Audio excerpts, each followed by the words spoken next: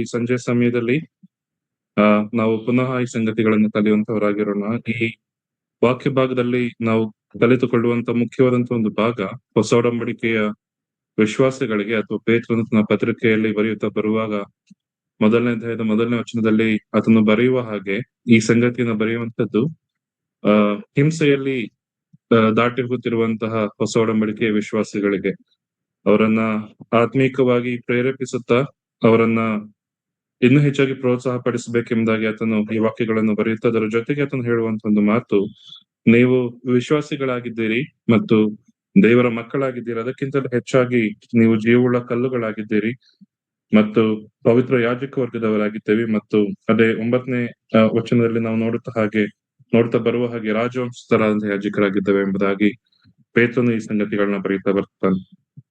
9ನೇ ವಚನದಲ್ಲಿ ಆತನು ಯಾವ ರೀತಿಯಲ್ಲಿ ವಿಶ್ವಾಸಿಯ ಜೀವಿತದ ಆ ಒಂದು ಪ್ರೋಗ್ರೆಸ್ ಅನ್ನ ಹೇಳ್ತಾ ಬರ್ತಾನೆ ಎಂಬುದಾಗಿ ನಾವು ನೋಡುವಾಗ, ಇಸ್ರಾಯೇಲರ ಆದುಕೊಳ್ಳುವಿಕೆಯಲ್ಲಿ ಯಾವ ರೀತಿಯಲ್ಲಿ ದೇವರವರನ್ನ ಆದುಕೊಳ್ಳಲು ಬಯಸಿದ್ನೋ ಅದೇ ರೀತಿಯಲ್ಲಿ ದೇವರು ವಿಶ್ವಾಸಿಯ ಜೀವಿತದಲ್ಲಿಯೂ ಸಹ ಅದೇ ಸಂಗತಿಯನ್ನು ಮಾಡ್ತಾ ಬರುವಂತದನ್ನು ನಾವು ನೋಡ್ತೇವೆ.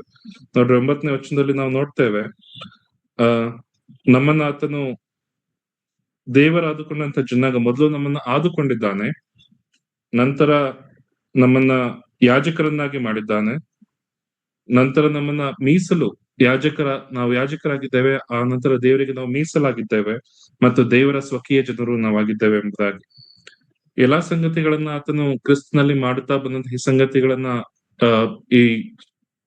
ಈ ದೇವ ಜನರಿಗೆ ತಿಳಿಸುತ್ತಾ ಆತನು ಅವರನ್ನು ಪ್ರೋತ್ಸಾಹಿಸುವಂತ ಸಂಗತಿ. ಆದ್ರೆ ಈ ವಾಕ್ಯ ಭಾಗದಲ್ಲಿ ಈ ಸಂಜೆಯ ಸಮಯದಲ್ಲಿ ಕೂಡಿ ಬಂದಿರುವಂತಹ ನಾವು ಮುಖ್ಯವಾಗಿ ಇಲ್ಲಿ ಬಳಸಲ್ಪಟ್ಟಿರುವಂತಹ 2 ಮುಖ್ಯ ಪದಗಳನ್ನ ನಾವು ಗಮನಿಸೋದಾದ್ರೆ, ನಾವು ಆತ್ಮೀಯ 2ನೇ ಅಧ್ಯಾಯದ 5ನೇ ವರ್ಷದಲ್ಲಿ ನಾವು ನೋಡುವ ಹಾಗೆ ಆತ್ಮೀಯ ಯಜ್ಞಗಳನ್ನ ಸಮರ್ಪಿಸುವುದಕ್ಕೆ ಪವಿತ್ರ ಯಾಜಕ ವರ್ಗದವರೆಂಬುದಾಗಿ, ಮತ್ತು 9ನೇ ವಚನದಲ್ಲಿ ನಾವು ನೋಡುವ ಹಾಗೆ ರಾಜವಂಶಸ್ಥರಾದಂತಹ ಯಾಜಕರು ಎಂಬುದಾಗಿ 2 ಸಂಗತಿಗಳನ್ನ ವಿಶ್ವಾಸಿಯ ಕುರಿತಾಗಿ ಅದನ್ನು ಬರೀತಾ ಬರ್ತಿದ್ದಾನೆ. ಮೊದಲನೇದಾಗಿ ಪವಿತ್ರ ಯಾಜಕ ವರ್ಗ, 2ನೇದಾಗಿ ರಾಜವಂಶಸ್ಥರಾದಂತಹ ಯಾಜಕ ವರ್ಗ. ಹಳೆ ಒಡಂಬಡಿಕೆಯಲ್ಲಿ ನಾವು ನೋಡುವಾಗ ಅವರಿಗಿದ್ದು ಸಾಮಾನ್ಯ ಯಾಜಕ ಹುದ್ದೆ, ಸಾಮಾನ್ಯವಾದಂತಹ ಅಂದ್ರೆ ದೇವರೊಂದಿಗೆ ನೇರವಾಗಿ ಕೆಲಸ ಮಾಡ್ತಾ ಬರುವಂತಹ, ದೇವರ ಮಾತುಗಳನ್ನ ಕೇಳಿಸಿಕೊಂಡು ಇಸ್ರಾಯೇಲರ ಮಧ್ಯದಲ್ಲಿ ಅವರು ಸಂಧಾನ ಮಾಡುತ್ತಾ ದೇವರ ವಾಕ್ಯವನ್ನು ತಿಳಿಸುತ್ತಾ ಯಜ್ಞಗಳನ್ನು ಸಮರ್ಪಿಸುವಂತಹ ಒಂದು ಕೆಲಸವನ್ನು ಅವರು ಮಾಡ್ತಾ ಬಂದ್ರು. ಆದ್ರೆ ಹೊಸ ಒಡಂಬಡಿಕೆ ವಿಶ್ವಾಸಿಗಳಂತ ನಮಗೆ ಪೇತ್ರನು ಇನ್ನೂ ಒಂದು ಹೆಚ್ಚಿನ ಕೆಲಸವನ್ನು ಕೊಡ್ತಿದ್ದಾನೆ. ಅದೇನೆಂಬುದಾಗಿ ನಾವು ನೋಡುವಾಗ, ನಾವು ರಾಜವಂಶಸ್ಥರಂತ ಯಾಜಕರು ಎಂಬುದಾಗಿ. ಹಾಗಾದ್ರೆ ಡಿಫರೆನ್ಸ್ ಏನು ಎಂಬುದಾಗಿ ನಾವು ನೋಡ್ತಾ ಬರೋದಾದ್ರೆ, ನಾವು ಅದನ್ನ ಸ್ಪಷ್ಟವಾಗಿ ಅನೇಕ ವಚನಗಳ ಮುಖಾಂತರ ಹೊಸ ಒಡಂಬಡಿಕೆಯಲ್ಲಿ ನಾವು ನೋಡ್ತಾ ಬರಬಹುದು. ಇಲ್ಲಿ ನಾವು ನೋಡ್ತಾ ಬರುವ ಹಾಗೆ ಪೇತ್ರನು 2 ಸಂಗತಿಗಳನ್ನ ತಿಳಿಸ್ತಾನೆ. ಮೊದಲನೇದಾಗಿ ನಾವು ಪವಿತ್ರವಾದಂತಹ ಯಾಜಕ ವರ್ಗ, 2ನೇದಾಗಿ ರಾಜವಂಶಸ್ಥರಾದಂತ ಯಾಜಕ ವರ್ಗ. ಹಳೆ ಒಡಂಬಡಿಕೆಯಲ್ಲಿ ನಾವು ನೋಡ್ತಾ ಬರುವಂತಹ ಯಾಜಕ ವರ್ಗದ ಪವಿತ್ರ ಯಾಜಕ ವರ್ಗ ಎಂಬುದಾಗಿ ಅದನ್ನು ಪರಿಗಣಿಸಿದ್ರೆ, ಯಾಕೆ ಅವರು ಪವಿತ್ರ ಯಾಜಕ ವರ್ಗ ಎಂಬುದಾಗಿ ನಾವು ನೋಡೋದಾದ್ರೆ, ಅವರು ಯಾವಾಗ್ಲೂ ಸಹ ಪರಿಶುದ್ಧನಾದಂತ ದೇವರ ಅಥವಾ ಪವಿತ್ರನಾದಂತ ದೇವರ ಸನ್ನಿಧಾನದಲ್ಲಿ ನಿಂತುಕೊಂಡವರಾಗಿ ಪವಿತ್ರನಾದಂತ ದೇವರನ್ನ ಅವರು ಆರಾಧಿಸುವಂತಹ, ದೇವರಿಗೆ ಯಜ್ಞಗಳನ್ನ ಸಲ್ಲಿಸುವಂತಹ, ಪವಿತ್ರನಾದಂತಹ ದೇವರ ಬಳಿಯಲ್ಲಿ ನಿಂತುಕೊಂಡು ಸೇವೆ ಮಾಡುವಂತ ಒಂದು ಕಾರ್ಯವನ್ನು ಅವರು ಮಾಡುವಂತವರಾಗಿದ್ರು. ಆದ್ರೆ ನಮ್ಮನ್ನ ಆತನು ಕರೆಯುವಂತ ಒಂದು ಸಂಗತಿ, ಪೇತ್ರನು ಕರೆಯುವಂತ ಸಂಗತಿ, ನಾವು ಆ ಪವಿತ್ರವಾದ ಯಾಜಕ ವರ್ಗದವರು ಆಗಿದ್ದೇವೆ, ಅದರ ಜೊತೆಗೆ ನಾವು ರಾಜವಂಶಸ್ಥರಂತ ಯಾಜಕರಾಗಿದ್ದೇವೆ ಎಂಬುದಾಗಿ. ನಾವು ಸಾಮಾನ್ಯವಾಗಿ ಈ ಲೋಕದ ರಾಜರನ್ನು ನಾವು ನೋಡುವಾಗ ಅವರ ವರ್ತನೆಗಳಾಗ್ಲಿ, ಅವ್ರು ಹಾಕಿಕೊಳ್ಳುವಂತ ಬಟ್ಟೆಗಳಾಗ್ಲಿ, ಅವರ ಜೀವನ ಶೈಲಿ ಸಾಮಾನ್ಯ ಮನುಷ್ಯರಿಗಿಂತಲೂ ಬಹಳ ವಿಭಿನ್ನವಾಗಿರುತ್ತೆ. ಅವ್ರು ಆಚೆ ಬರುವಾಗ್ಲೇ ಆಗ್ಲಿ, ಯಾರನ್ನಾದ್ರೂ ಮಾತನಾಡಿಸುವಾಗ್ಲೇ ಆಗ್ಲಿ, ಯಾರಾದ್ರೂ ಮೀಟ್ ಮಾಡುವಾಗ್ಲೂ ಸಹ ಅನೇಕ ರೀತಿಯಲ್ಲಿ ನಾವು ಮಾಡುವಂತ ಕಾರ್ಯಗಳನ್ನ ಅವರು ವಿಭಿನ್ನವಾಗಿ ಮಾಡ್ತಾರೆ. ಅವರು ತಮ್ಮದೇ ಆದಂತಹ ಒಂದು ಕಾರ್ಯಗಳನ್ನ ಮಾಡುತ್ತಾ ಬರುವಂತ ಒಂದು ಸಂಗತಿನ ನಾವು ಗಮನಿಸ್ತಾ ಬಂದಿದ್ದೇವೆ. ಅದೇ ರೀತಿಯಲ್ಲಿ ಸಾಮಾನ್ಯ ಜನರು ಅವರನ್ನ ನೋಡಿ ಅವರ ಹಾಗೆ ನಾವು ಬಟ್ಟೆಗಳನ್ನ ಹಾಕಿಕೊಳ್ಬೇಕು ಅಥವಾ ಅವರು ಮಾಡುವಂತ ಕಾರ್ಯಗಳನ್ನ ನಾವು ಸಹ ಮಾಡ್ಬೇಕೆಂಬುದಾಗಿ ಅಂದುಕೊಳ್ಳೋದಾದ್ರೆ ನಾವು ಹಾಸ್ಯಕ್ಕೀಡಾಗ್ತೇವೆ. ಯಾಕಂದ್ರೆ ಆ ಒಂದು ಸಂಗತಿಯನ್ನ ಮಾಡಲು ಯೋಗ್ಯರಾದಂತಹ ಒಂದು ಕೆಲಸ, ಯೋಗ್ಯರಾದಂತಹ ಒಂದು ಗುಂಪು ಆ ರಾಜವಂಶಸ್ಥರು ಎಂಬುದಾಗಿ ನಾವು ನೋಡ್ತೇವೆ. ಪೇತ್ರನು ಹೊಸ ಒಡಂಬಡಿಕೆ ವಿಶ್ವಾಸಿಗಳಾಗಿ ಹಿಂಸೆಗಳಲ್ಲಿ ದಾಟಿ ಹೋಗುತ್ತಿರುವಂತಹ ಈ ಜನರಿಗೆ ಹೇಳುತ್ತಿರುವಂತಹ ಒಂದು ಮಾತು, ನೀವು ಹಿಂಸೆಗಳಲ್ಲಿ ದಾಟಿ ಹೋಗ್ತಿರಬಹುದು, ನೀವು ಅವಮಾನಗಳನ್ನ ಅನುಭವಿಸ್ತಿರಬಹುದು, ಮರಣದ ಬಾಗಿಲಿನ ಬಳಿಗೂ ಬಂದಿರಬಹುದು. ಆದ್ರೆ ನಿಮ್ಮನ್ನು ದೇವರು ಯಾವ ರೀತಿಯಲ್ಲಿ ಇಟ್ಟಿದ್ದಾನೆ ಎಂಬುದಾಗಿ ನಾವು ನೋಡುವಾಗ ನೀವು ಪವಿತ್ರ ಯಾಜಕ ವರ್ಗದವರಾಗಿದ್ದೀರಿ. ಎಲ್ಲಾ ಹಿಂಸೆಗಳನ್ನ ನೀವು ಹಾದು ಹೋಗ್ತಿದ್ದಾಗ್ಯೂ ಸಹ ನೀವು ಆ ಪವಿತ್ರ ಯಾಜಕ ವರ್ಗದವರಾಗಿ ಪವಿತ್ರವಾದಂತಹ ಸಂಗತಿಗಳನ್ನ ಮಾಡಲು, ಪವಿತ್ರವಾದಂತಹ ಯಜ್ಞಗಳನ್ನ ಮಾಡಲು ನೀವು ಕರೆಯಲ್ಪಟ್ಟಿದ್ದೀರಿ. ಅದರ ಜೊತೆಗೆ ನೀವು ರಾಜವಂಶಸ್ಥರಂತಹ ಯಾಜಕರು ಸಹ ಆಗಿದ್ದೀರಿ ಎಂಬುದಾಗಿ ಅವರನ್ನು ಪ್ರೋತ್ಸಾಹಿಸುವಂತಹ ಒಂದು ಸಂಗತಿನ ನಾವು ನೋಡ್ತಾ ಬರ್ತೇವೆ. ಹಾಗಾದ್ರೆ ಹೊಸ ಒಡಂಬಡಿಕೆ ವಿಶ್ವಾಸಿಗಳಾದಂತಹ ನಮಗೂ ಸಹ ಎರಡು ಸಂಗತಿಗಳು ಅದು ಅನ್ವಯವಾಗುವಂತವಾಗಿರ್ತವೆ. ನಮ್ಮನ್ನು ಸಹ ನಾವು ಪವಿತ್ರ ಯಾಜಕ ವರ್ಗದವರು ಮತ್ತು ರಾಜವಂಶಸ್ಥರಂತ ಯಾಜಕ ವರ್ಗದವರು ಎಂಬುದಾಗಿ ನಾವು ಕರೆಯಬಹುದು. ಯಾಕೆ ಪವಿತ್ರ ಯಾಜಕ ವರ್ಗದವರಾಗಿದ್ದೇವೆ? ನಾವು ಯೇಸು ಕ್ರಿಸ್ತನ ಮೂಲಕ ದೇವರಿಗೆ ಆತ್ಮೀಕ ಯಜ್ಞಗಳನ್ನ ಸಮರ್ಪಿಸುವುದಕ್ಕೆ ಪವಿತ್ರ ಯಾಜಕ ವರ್ಗದವರಾಗಿದ್ದೇವೆ. ಮತ್ತು ರಾಜವಂಶಸ್ಥರಂತ ಯಾಜಕರು ಯಾಕೆ ಆಗಿದ್ದೇವೆ? ನಮ್ಮನ್ನ ಕತ್ತಲೆಯಿಂದ ಬಿಡಿಸಿ ಆಶ್ಚರ್ಯವಾದ ಬೆಳಕಿನಲ್ಲಿ ಸೇರಿಸಿದ ತನ್ನ ಗುಣಾತಿಶಯಗಳನ್ನು ಪ್ರಚಾರ ಮಾಡುವ ರಾಜವಂಶಸ್ಥರಂತ ಯಾಜಕರು ನಾವಾಗಿದ್ದೇವೆ. ಈ ಸಂಜೆ ಸಮಯದಲ್ಲಿ ನಮ್ಮ ಮುಂದೆ ಇರುವಂತ ಒಂದು ಪ್ರಶ್ನೆ, ಈ ರೀತಿಯ ಯಾಜಕ ಉದ್ಯೋಗವನ್ನು ನಾವು ನಡೆಸ್ತಿದ್ದೇವ?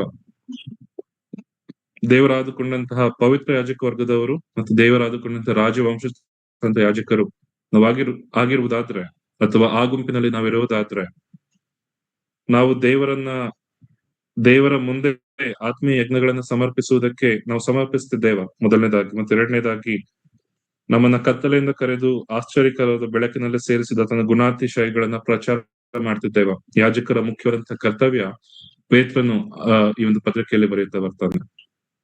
ನಮ್ಮ ಜೀವಿತ ನಾವು ಯಾಜಕತನ, ಹೊಸ ಒಡಂಬಡಿಕೆ ಯಾಜಕತನವನ್ನು ನಾವು ಸ್ವೀಕರಿಸಿರುವುದಾದ್ರೆ, ಅಥವಾ ಹೊಸ ಒಡಂಬಡಿಕೆಯ ವಿಶ್ವಾಸಿಗಳಾಗಿ ನಾವು ಇರುವುದಾದ್ರೆ, ಈ ಯಾಜಕ ಸೇವೆಗೆ ನಾವು ಕರೆಯಲ್ಪಟ್ಟಿದ್ದೇವೆ. ಎರಡು ವಿಧವಾದಂತಹ ಸೇವೆಗೆ ಕರೆಯಲ್ಪಟ್ಟಿದ್ದೇವೆ ಯಾಜಕ ಸೇವೆಯಲ್ಲಿ: ಪವಿತ್ರ ಯಾಜಕ ವರ್ಗ, ರಾಜವಂಶಸ್ಥರಂತ ಯಾಜಕ ವರ್ಗ. ಆದ್ರೆ ಎರಡು ಕೆಲಸಗಳನ್ನ ನಾವು ಮಾಡ್ತಿದ್ದೇವೆ. ಈ ಎರಡು ಕೆಲಸಗಳ ಉದ್ದೇಶವನ್ನ ಪೇತ್ರನು ಬರೀತಾ ಬರ್ತಾನೆ, ಅದನ್ನ ನಾವು ಮಾಡ್ತಾ ಬರ್ತಿದ್ದೇವೆ. ನಮ್ಮನ್ನು ನಾವು ಪರೀಕ್ಷಿಸಿಕೊಳ್ತಾ ಬರೋಣ. ಈ ಯಾಜಕ ವರ್ಗದಲ್ಲಿ ಹೀಗೆ ಪೇತ್ರನು ಹೇಳ್ತಾ ಬರುವಾಗ ಪವಿತ್ರ ಯಾಜಕ ವರ್ಗ ಎಂಬುದಾಗಿ ನಾವು ನೋಡ್ತಾ ಬರುವಾಗ, ಮೊದಲನೇದಾಗಿ ನಾವು ನೋಡ್ತಾ ಬಂದದ್ದು, ನಾವು ಆತ್ಮಿಕ ಯಜ್ಞಗಳನ್ನ ಸಮರ್ಪಿಸುವವರಾಗಿದ್ದೇವೆ ಎಂಬುದಾಗಿ.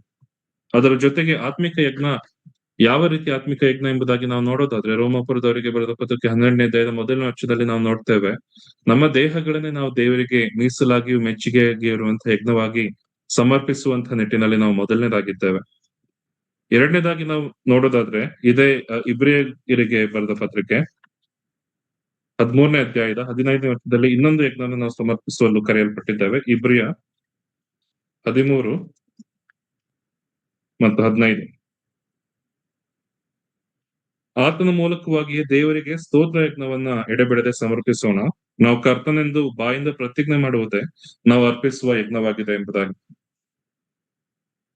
ಪೇತ್ರನ ಪತ್ರಿಕೆಯಲ್ಲಿ ನಾವು ನೋಡ್ತಾ ಬಂದ ಹಾಗೆ, ನಾವು ಪವಿತ್ರ ಯಾಜಕ ವರ್ಗದವರಾಗಿದ್ರೆ ಮೊದಲನೇದಾಗಿ ನಾವು ಮಾಡಬೇಕಾಗಿರುವಂತದ್ದು, ನಾವು ಆತ್ಮಿಕ ಯಜ್ಞಗಳನ್ನ ಅರ್ಪಿಸಬೇಕು.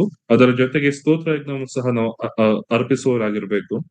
ಮಾತ್ರವಲ್ಲದೆ ಮೂರನೇದಾಗಿ ಇದೇ ಇಬ್ರಿಯರಿಗೆ ಬರೆದ ಪತ್ರಿಕೆಯ 13ನೇ ಅಧ್ಯಾಯದ 16ನೇ ವಚನದಲ್ಲಿ ಸಹ ಇನ್ನೊಂದು ಯಜ್ಞದ ಕುರಿತಾಗಿ ಇಬ್ರಿಯ ಗ್ರಂಥಕರ್ತನು ಬರೆಯುತ್ತಾನೆ: ಪರೋಪಕಾರವನ್ನು ಧರ್ಮ ಮಾಡುವುದನ್ನು ಮರೆಯಬೇಡಿರಿ, ಇವೇ ದೇವರಿಗೆ ಸಮರ್ಪಕವಾದ ಯಜ್ಞಗಳು ಎಂಬುದಾಗಿ. ಮೂರು ವಿಧಂತಹ ಯಜ್ಞಗಳನ್ನ ಆತ್ಮಿಕ ಈ ಯಾಜಕ ವರ್ಗದವರಾಗಿ ಕರೆಯಲ್ಪಟ್ಟವರು ಮಾಡುತ್ತಾ ಬಂದಂತಹ ಮೂರು ಸಂಗತಿಗಳು, ಅಥವಾ ಮಾಡುತ್ತಾ ಬರಬೇಕಂತ ಮೂರು ಸಂಗತಿಗಳು: ದೇವರಿಗೆ ಸಮರ್ಪಕವಾದ ಅಂತ ಆತ್ಮಿಕ ಯಜ್ಞಗಳನ್ನ ಸಮರ್ಪಿಸಬೇಕು. ಎರಡನೇದಾಗಿ ಇಬ್ರಿಯ 13:15 ಸ್ತೋತ್ರ ಯಜ್ಞವನ್ನು ಎಡೆಬಿಡದೆ ಸಮರ್ಪಿಸಬೇಕು. ಮೂರನೇದಾಗಿ ಇದೇ ಇಬ್ರಿಯ 13:16 ಪರೋಪಕಾರ ಮತ್ತು ದಾನ ಧರ್ಮವನ್ನ ಮಾಡುವುದನ್ನ ಮರೆಯಬೇಡ್ರಿ ಎಂಬುದಾಗಿ. ಈ ಸಂಗತಿಗಳನ್ನ ಪೌಲನು ಸಹ ತನ್ನ ಪತ್ರಿಕೆಗಳಲ್ಲಿ ಅನೇಕ ಬಾರಿ ಬರೆಯುತ್ತಾ ಬರ್ತಾನೆ. ದೇವಜನರಂತ ನೀವು ಎಲ್ಲಾ ಸಂಗತಿಗಳನ್ನು ಮಾಡ್ರಿ, ನಿಮ್ಮ ಸಹೋದರರನ್ನು ಪ್ರೀತಿಸಿರಿ, ಕಷ್ಟದಲ್ಲಿರುವವರಿಗೆ ಸಹಾಯ ಮಾಡ್ರಿ ಎಂಬುದಾಗಿ, ಮತ್ತು ನಮ್ಮ ಕರ್ತನಾದ ಯೇಸು ಕ್ರಿಸ್ತನನ್ನು ಯಾವಾಗಲೂ ಸ್ತುತಿಸಿರಿ, ಸಂತೋಷಿಸಿರಿ ಎಂಬುದಾಗಿ ಪೌಲನು ಸಹ ಬರೆಯುತ್ತಾ ಬರ್ತಿದ್ದಾನೆ. ಈ ರೀತಿ ಈ ಯಜ್ಞಗಳನ್ನ ಮಾಡಲು ಕರೆಯಲ್ಪಟ್ಟಂತಹ ಪವಿತ್ರವಂತ ಯಾಜಕ ವರ್ಗದವರು ನಾವಾಗಿದ್ದೇವೆ. ಮಾತ್ರವಲ್ಲ, ಇನ್ನೊಂದು ವಚನ ನಾವು ನೋಡ್ಕೊಳ್ಳೋಣ. ರೋಮಾಪುರದವರಿಗೆ ಬರೆದ ಪತ್ರಕ್ಕೆ 15ನೇ ಅಧ್ಯಾಯದ 16ನೇ ವಚನ. ರೋಮ 15:16ನೇ ವಚನ.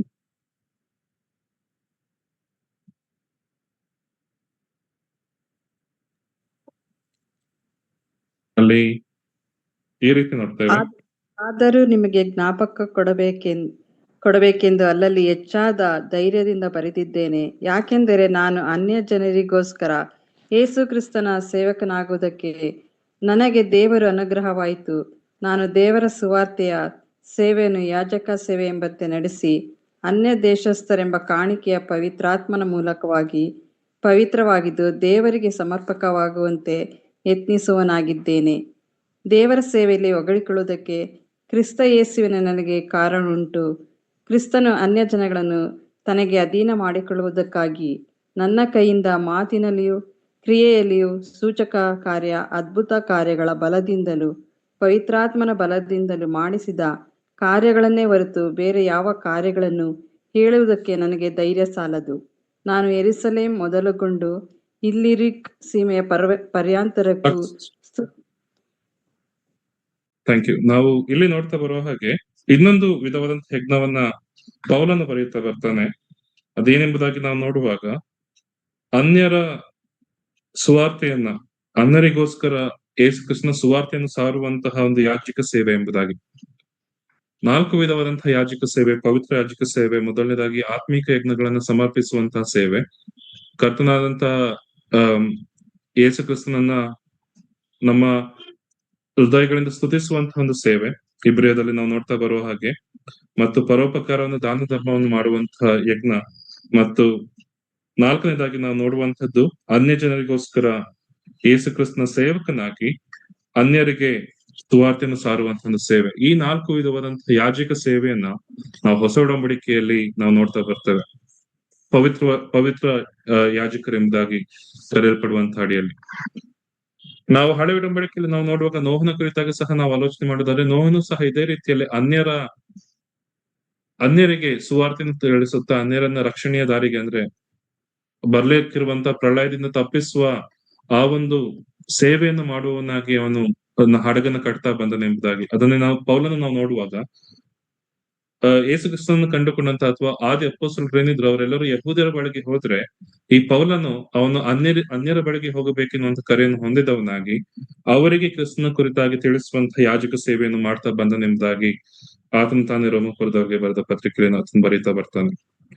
ಈ ರೀತಿ 4 ವಿಧವಾದಂತಹ ಸೇವೆಯನ್ನು ನಾವು ಪವಿತ್ರ ಯಾಜಕ ವರ್ಗದವರಾಗಿ ಮಾಡಬೇಕಾದಂತಹ ಒಂದು ಸ್ಥಿತಿಯಲ್ಲಿ ನಾವಿದ್ದೇವೆ.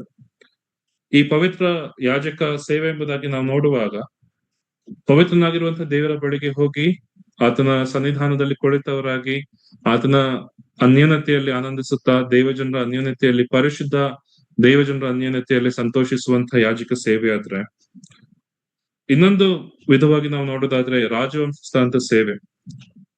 ನಾವು ಯಾಜಕರಾಗಿ ಕೇವಲ ದೇವಾಲಯದ ಒಳಗಡೆ ಮಾತ್ರ ಇರುವಂತವರಲ್ಲ. ಪೇತ್ರನು ಬರೆಯುವ ಹಾಗೆ ಯಾಜಕರು ಹಳೆ ಒಡಂಬಡಿಕೆಯಲ್ಲಿ ಅವರು ಕೇವಲ ದೇವಾಲಯದ ಒಳಗಡೆ ನಿಂತುಕೊಂಡು ಯಜ್ಞಗಳನ್ನ ಮಾಡ್ತಾ ಬರ್ತಿದ್ರು. ದೇವಾಲಯದ ಆ ಒಂದು ಅಂಗಳದಲ್ಲಿ ಆ ಒಂದು ಸ್ಥಳಗಳಲ್ಲಿ ಅವರು ಕೆಲಸವನ್ನು ಮಾಡ್ತಾ ಬರ್ತಿದ್ರು. ಆದ್ರೆ ಇಲ್ಲಿ ಪೇತ್ರನು ಹೇಳ್ತಾ ಬರುವಂತ ಒಂದು ಸಂಗತಿ, ನೀವು ರಾಜವಂಶಸ್ಥಂತ ಯಾಜಕರು ಸಹ ಆಗಿದ್ದೀರಿ. ಪವಿತ್ರ ಯಾಜಕರು ಮಾತ್ರವೇ ಆಗಿಲ್ಲ, ರಾಜವಂಶಸ್ಥಂತ ಯಾಜಕರು ಸಹ ಆಗಿದ್ದೀರಿ ಎಂಬುದಾಗಿ ಈ ವಾಕ್ಯ ಭಾಗಗಳನ್ನು ನಾವು ಧ್ಯಾನ ಮಾಡುತ್ತಾ ಇರೋದಾದ್ರೆ, ಇದೇ 2ನೇ ಅಧ್ಯಾಯದ 9ನೇ ವರ್ಷದಲ್ಲಿ ನಾವು ನೋಡ್ತಾ ಬರೋ ಹಾಗೆ ನಾವು ಹೇಗೆ ರಾಜವಂಶಸ್ಥಾಂತ ಯಾಜಕರಾಗ್ತೇವೆ ಎಂಬುದಾಗಿ ನಾವು ನೋಡುವಾಗ ಯಾವ ರೀತಿಯಲ್ಲಿ ಪವಿತ್ರನಾದಂತಹ ದೇವರ ಸನ್ನಿಧಾನದಲ್ಲಿ ನಿಂತುಕೊಂಡು ಪವಿತ್ರ ಯಾಜಕರಾಗಿ ನಾವು ಕೆಲಸ ಮಾಡ್ತೇವೆ, ಅದೇ ರೀತಿಯಲ್ಲಿ 9ನೇ ಅಧ್ಯಾಯದಲ್ಲಿ ನಾವು ನೋಡ್ತೇವೆ ಗುಣಾತಿಶಯಗಳನ್ನು ಪ್ರಚಾರ ಮಾಡುವವರಾಗಿ ನಾವು ರಾಜವಂಶಸ್ಥಾಂತ ಯಾಜಕರಾಗ್ತೇವೆ. ಒಳಗಡೆ ನಿಂತುಕೊಂಡು ಪವಿತ್ರ ಯಾಜಕ ಸೇವೆಯನ್ನ ಮಾಡೋದಾದ್ರೆ ದೇವಾಲಯದ ಒಳಗಡೆ ದೇವರ ಮಕ್ಕಳ ಸನ್ನಿಧಾನದಲ್ಲಿ ಅಥವಾ ದೇವರ ಪ್ರಸನ್ನತೆಯಲ್ಲಿ ನಾವು ಪವಿತ್ರ ಯಾಜಕ ವರ್ಗದವರಾಗಿ ಆ ಯಾಜಕ ಸೇವೆ ಮಾಡೋದಾದ್ರೆ, ನಾವು ಆಚೆ ಬಂದು ಅನ್ಯರ ಮಧ್ಯದಲ್ಲಿ ನಿಂತುಕೊಂಡು ನಾವು ಯಾವ ಸೇವೆಯನ್ನು ಮಾಡ್ತೇವೆ ಎಂಬುದಾಗಿ ನಾವು ನೋಡುವಾಗ ರಾಜವಂಶಸ್ಥರಂತಹ ಯಾಜಕರ ಸೇವೆಯನ್ನ ಮಾಡ್ತೇವೆ. ಹೇಗೆ ಮಾಡ್ತೇವೆ? ಅನ್ಯರ ಬಳಿಗೆ ಹೋಗಿ ಕ್ರಿಸ್ತನ ಮಹಿಮೆಯನ್ನ, ಕ್ರಿಸ್ತನ ಗುಣಾತಿಶಯಗಳನ್ನ ಪ್ರಚಾರ ಮಾಡುತ್ತಾ ನಮ್ಮನ್ನು ಯಾವ ರೀತಿಯಲ್ಲಿ ಅಂಧಕಾರದಿಂದ ಬೆಳಕಿಗೆ ಕರೆತನೋ ಅದೇ ರೀತಿ ಆ ಪ್ರೀತಿಯನ್ನ, ಆ ಒಂದು ದೇವರ ಕೃಪೆಯನ್ನ ಅನ್ಯರಿಗೆ ತಿಳಿಸುತ್ತಾ ಅವರನ್ನು ಸಹ ಬೆಳಕಿನ ಮಾರ್ಗಕ್ಕೆ ಕರೆತರುವಂತಹ ರಾಜವಂಶಸ್ಥಂತಹ ಯಾಜಕರ ಸೇವೆಯನ್ನು ಸಹ ನಾವು ಮಾಡುವವರಾಗಿದ್ದೇವೆ. ದೇವಾಲಯದ ಒಳಗಡೆ ಮಾತ್ರವಲ್ಲ ನಮ್ಮ ಸೇವೆ, ಅದು ದೇವಾಲಯದ ಆಚೆ ಕೂಡ ನಾವು ಈ ಯಾಜಕ ಸೇವೆಯನ್ನು ಮಾಡುವವರಾಗಿರ್ತೇವೆ.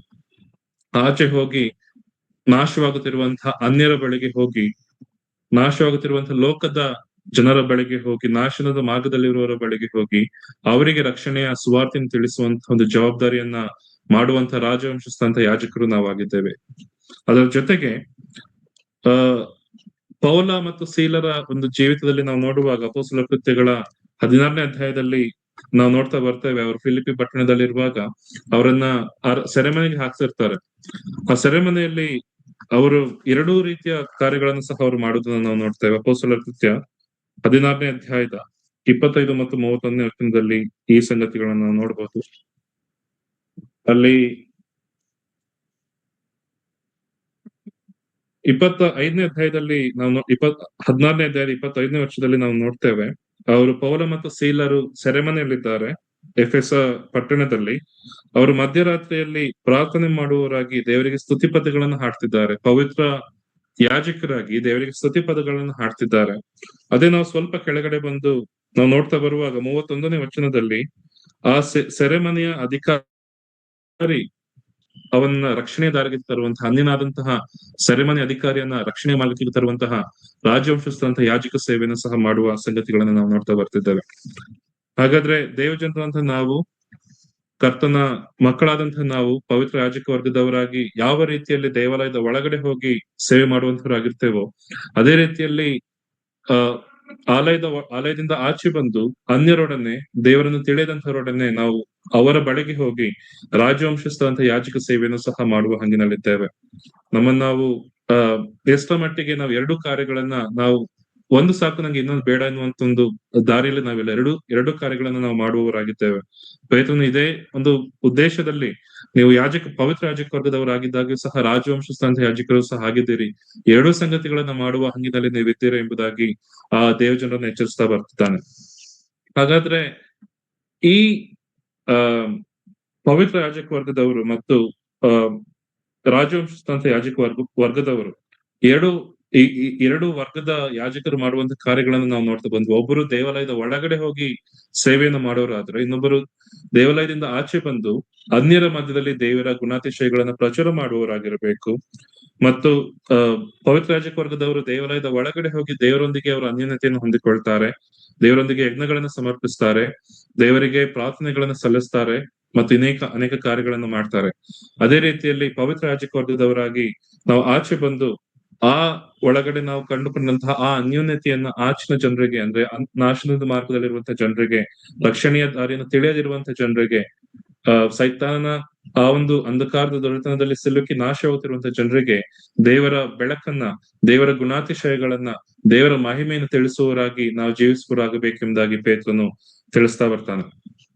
ಎಲ್ಲಾ ಸಂಗತಿಗಳನ್ನು ನಾವು ಕಳೀತಾ ಬರುವಾಗ ನಮಗೆ ಬರುವಂತಹ ಸಂಗತಿ ಯಾಜಕರು ಹೇಗೆ ಸೇವೆ ಮಾಡ್ಬೇಕೆಂಬುದಾಗಿ, ಅಥವಾ ಯಾಜಕರ ಸೇವೆ ಯಾವ ರೀತಿಯಲ್ಲಿ ಮಾಡ್ಬೇಕೆಂಬುದಾಗಿ ನಾವು ಕಲಿತುಕೊಳ್ತಾ ಹೋದ್ರೆ ಅದು ಇನ್ನೂ ಸ್ಪಷ್ಟವಾಗಿ ಈ ಪವಿತ್ರ ಯಾಜಕ ವರ್ಗದವರ ಸೇವೆ ಮತ್ತು ರಾಜವಂಶಸ್ಥರಾದಂತಹ ಯಾಜಕರ ಸೇವೆ ಹೇಗೆ ಮಾಡ್ಬೇಕು ಅಥವಾ ಯಾವ ಸಂಗತಿಗಳು ಅದರಲ್ಲಿ ಅಡಕವಾಗಿದ್ದಾವೆ ಎಂಬುದನ್ನು ನಾವು ತಿಳ್ಕೊಳ್ಳಬಹುದು. ಹೊಸ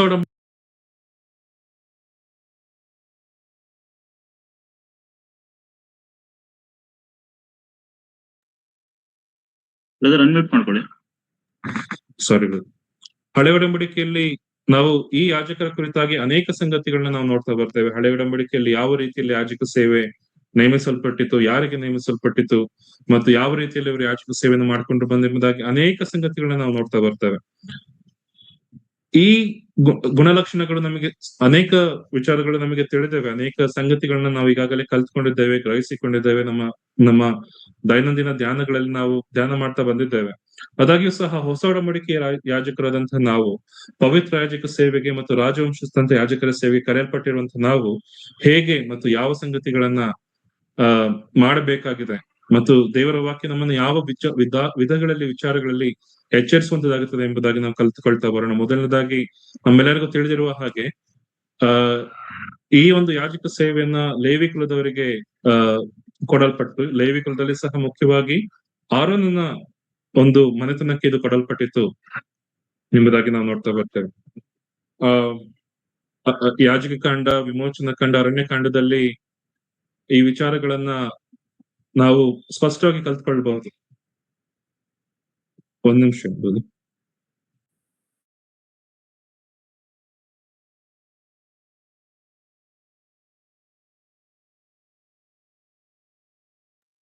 ಸಾರಿ. ಸೊ ದೇವರ ವಾಕ್ಯದಲ್ಲಿ ನಾವು ನೋಡ್ತಾ ಬರುವಾಗ ಹಳೆ ಒಡಂಬಡಿಕೆಯಲ್ಲಿ ಅನೇಕ ಸಂಗತಿಗಳನ್ನ ನಾವು ನೋಡುವಂತವರಾಗಿರ್ತೇವೆ. 12 ಕುಲಗಳಿದೆ. 12 ಕುಲಗಳಲ್ಲಿ ಕೇವಲ ಒಂದು ಕುಲಕ್ಕೆ ಈ ದೇವರ ಆ ಜೊತೆಯಲ್ಲಿ ನಿಂತುಕೊಂಡು ಸೇವೆ ಮಾಡುವಂತಹ ಒಂದು ಕೆಲಸ ಕೊಡಲ್ಪಟ್ಟಿದೆ. ಯಾಜಕ ಸೇವೆಯನ್ನು ಮಾಡಲು ಮುಖ್ಯವಾಗಿ ಲೇವಿ ಜನಾಂಗವನ್ನು ಆರಿಸಿಕೊಳ್ತಾರೆ. ನಾವು ನೋಡ್ತಾ ಬರ್ತೇವೆ ಅರಣ್ಯಕಾಂಡದಲ್ಲಿ, ವಿಮೋಚನಾ ಕಾಂಡದಲ್ಲಿ. ಇಡೀ ಲೋಕವನ್ನ ದೇವರು ಸೃಷ್ಟಿ ಮಾಡಿರುವುದಾದ್ರೆ ಇಸ್ರಾಯೇಲರನ್ನ ದೇವರು ಚೊಚ್ಚಲ ಮಕ್ಕಳಾಗಿ ಆದುಕೊಳ್ತಾರೆ. ಚೊಚ್ಚಲ ಮಗನಂತೆ ಇದೆ ಎಂಬುದಾಗಿ ಯೆಹೋವ ದೇವರು ಮೋಶೆಯನ್ನ ಫರೋಹನ ಬಳಿಗೆ ಕಳಿಸುವಾಗ ಹೇಳ್ತಾರೆ. ಈ ಚೊಚ್ಚಲ ಮಗನಂತಿರುವ ಇಸ್ರಾಯೇಲ್ಯರ ಕುಲದಲ್ಲಿ ಲೇವಿ ಕುಲದವರನ್ನ ದೇವರು ಈ ಚೊಚ್ಚಲ ಮಕ್ಕಳ ಐಗುಪ್ತದಲ್ಲಿ ಕೊಂದಂತಹ ಚೊಚ್ಚಲ ಮಕ್ಕಳ ಬದಲಾಗಿ ಲೇವಿ ಕುಲವನ್ನ ತನ್ನ ಚೊಚ್ಚಲ ಮಗನ ಅಂತೆ ಆತನು ಆದುಕೊಳ್ತಾನೆ. ಮತ್ತು ಇಸ್ರಾಯೇಲರ ಎಲ್ಲಾ ಚೊಚ್ಚಲ ಮಕ್ಕಳಲ್ಲಿ ಲೇವಿ ಕುಲದವರು ನನಗೆ ಚೊಚ್ಚಲಾಗಿರ್ಬೇಕು, ಅವರ ಬದಲಾಗಿ ಇಸ್ರಾಯೇಲರ ಎಲ್ಲಾ ಚೊಚ್ಚಲ ಮಕ್ಕಳ ಬದಲಾಗಿ ನಾನು ಲೇವಿಯರನ್ನು ಆದುಕೊಂಡಿದ್ದೇನೆ ಎಂಬುದಾಗಿ ದೇವರು ಲೇವಿ ಕುಲದವರನ್ನ ಆದುಕೊಳ್ತಾನೆ. ಮತ್ತು ಈ ಲೇವಿ ಕುಲದವರಲ್ಲಿ ಸಹ ಆರೋನನ ಕುಲದವರನ್ನ ದೇವರು ವಿಶೇಷವಾದಂತ ಸೇವೆಗೆ ಕರೆಯುತ್ತಾನೆ, ಅದು ಯಾಜಕ ಸೇವೆ ಎಂಬುದಾಗಿ. ಈ ಆರೋನನ ಕುಲದವರಲ್ಲಿ ಯಾಜಕ ಸೇವೆ ಮಾಡುವವರಲ್ಲಿ ಮುಖ್ಯವಾಗಿ ಆರೋನನ ಮಹಾಯಾಜಕನೆಂಬುದಾಗಿ ನೇಮಿಸ್ತಾನೆ ಮತ್ತು ಆತನು ಮಹಾಯಾಜಕ ಸೇವೆಯನ್ನು ಪ್ರಾರಂಭ ಮಾಡ್ಕೊಂಡು ಹೋಗ್ತಾನೆ. ಲೇವಿ ಕುಲದವರು ಈ ಯಾಜಕರ ಕೆಳಗಿದ್ದು ದೇವಾಲಯದ ಮತ್ತು ಅದರ ಮೂಲಭೂತ ಕೆಲಸಗಳನ್ನ ಅವ್ರು ಮಾಡ್ತಾ ಬರ್ಬೇಕು. ಎಲ್ಲಾ ಸಂಗತಿಗಳನ್ನ ನಾವು ವಿಮೋಚನಾ ಕಾಂಡದಲ್ಲಿ ಪ್ರಾರಂಭವಾಗಿ ಯಾಜಕ ಕಾಂಡದಲ್ಲಿ ಮತ್ತು ಅರಣ್ಯ ಕಾಂಡದಲ್ಲಿ ಮತ್ತು ಮುಂದೆ ಎಲ್ಲಾ ನಾವು ನೋಡ್ತಾ ಬರ್ತೇವೆ. ಆದಾಗ್ಯೂ ಹೊಸ ಒಡಂಬಡಿಕೆ ವಿಶ್ವಾಸಿಗಳಂತ ನಾವು ಯಾಕೆ ಈ ಸಂಗತಿಗಳನ್ನ ಕಲಿಯಬೇಕೆಂಬುದಾಗಿ ನಾವು ನೋಡುವಾಗ ಹೊಸ ಒಡಂಬಡಿಕೆಯಲ್ಲಿ ಸಹ ಇದೇ ಮಾದರಿಯನ್ನ ನಾವು ನೋಡ್ತಾ ಬರ್ತೇವೆ. ಇಡೀ ಲೋಕದಲ್ಲಿ ಎಷ್ಟೋ ಜನರು, ಎಷ್ಟೋ ಸಾವಿರಾರು ಕೊರಿಂಥದವರಿಗೆ ಬರೆದ ಪತ್ರಿಕೆಯಲ್ಲಿ ನಾವು ನೋಡ್ತಾ ಬರುವಾಗ ದೇವರು ನಮ್ಮನ್ನ ಅಲ್ಪರಾದ ನಮ್ಮನ್ನು ಆದುಕೊಂಡಿದ್ದಾನೆ. ಇಸ್ರಾಯೇಲ್ ಕುಲವನ್ನು ಆದುಕೊಂಡಾಗ ಸಹ ಇಸ್ರಾಯೇಲ್ ಕುಲವು ಶ್ರೇಷ್ಠವಾದದ್ದು, ಭಯಂಕರವಾದದ್ದು ಎಂಬುದಾಗಿ ಆತನು ಆದುಕೊಳ್ಳಿಲ್ಲ. ಆದ್ರೆ ಅವರನ್ನು ದೇವರು ಆದುಕೊಳ್ತಾನೆ. ಅದೇ ರೀತಿಯಲ್ಲಿ ದೇವರು ನಮ್ಮನ್ನು ಸಹ ಅಲ್ಪರಾದಂತ ನಮ್ಮನ್ನು ಆದುಕೊಂಡಿದ್ದಾನೆ. ನಮ್ಮೆಲ್ಲರಿಗೂ ಸಹ ಒಬ್ಬ ಮಹಾಯಾಜಕನಿದ್ದಾನೆ, ಆತನು ಕ್ರಿಸ್ತ ಯೇಸು ಎಂಬ ಮಹಾಯಾಜಕನ ಇಬ್ರಿಯ ಪತ್ರಿಕೆಯಲ್ಲಿ ನಾವು ನೋಡ್ತೇವೆ 4ನೇ ಅಧ್ಯಾಯದ 14ನೇ ವಚನದಲ್ಲಿ ಕ್ರಿಸ್ತ ಯೇಸು ನಮ್ಮ ಮಹಾಯಾಜಕನಾಗಿದ್ದಾನೆ ಎಂಬುದಾಗಿ. ಈ ಮಹಾಯಾಜಕನು ನಮಗೆ ಯಾಜಕ ಪದವಿಯನ್ನು ಕೊಟ್ಟಿದ್ದಾನೆ. ಪೇತ್ರನು ಅದರ ಕುರಿತಾಗಿ ಬರೀತಾ ಬರ್ತಾನೆ. ಪೌಲನು ಸಹ ಯಾಜಕ ಸೇವೆ ಕುರಿತಾಗಿ ಆತನು ತಿಳಿಸ್ತಾ ಬರ್ತಾನೆ. ಮತ್ತು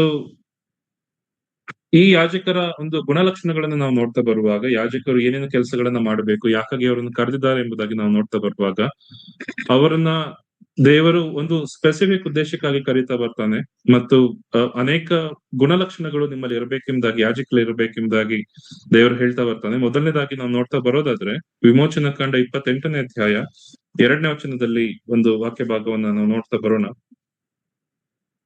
ತಾನು ಆದುಕೊಂಡಂತ ಯಾಜಕರನ್ನ ಆತನು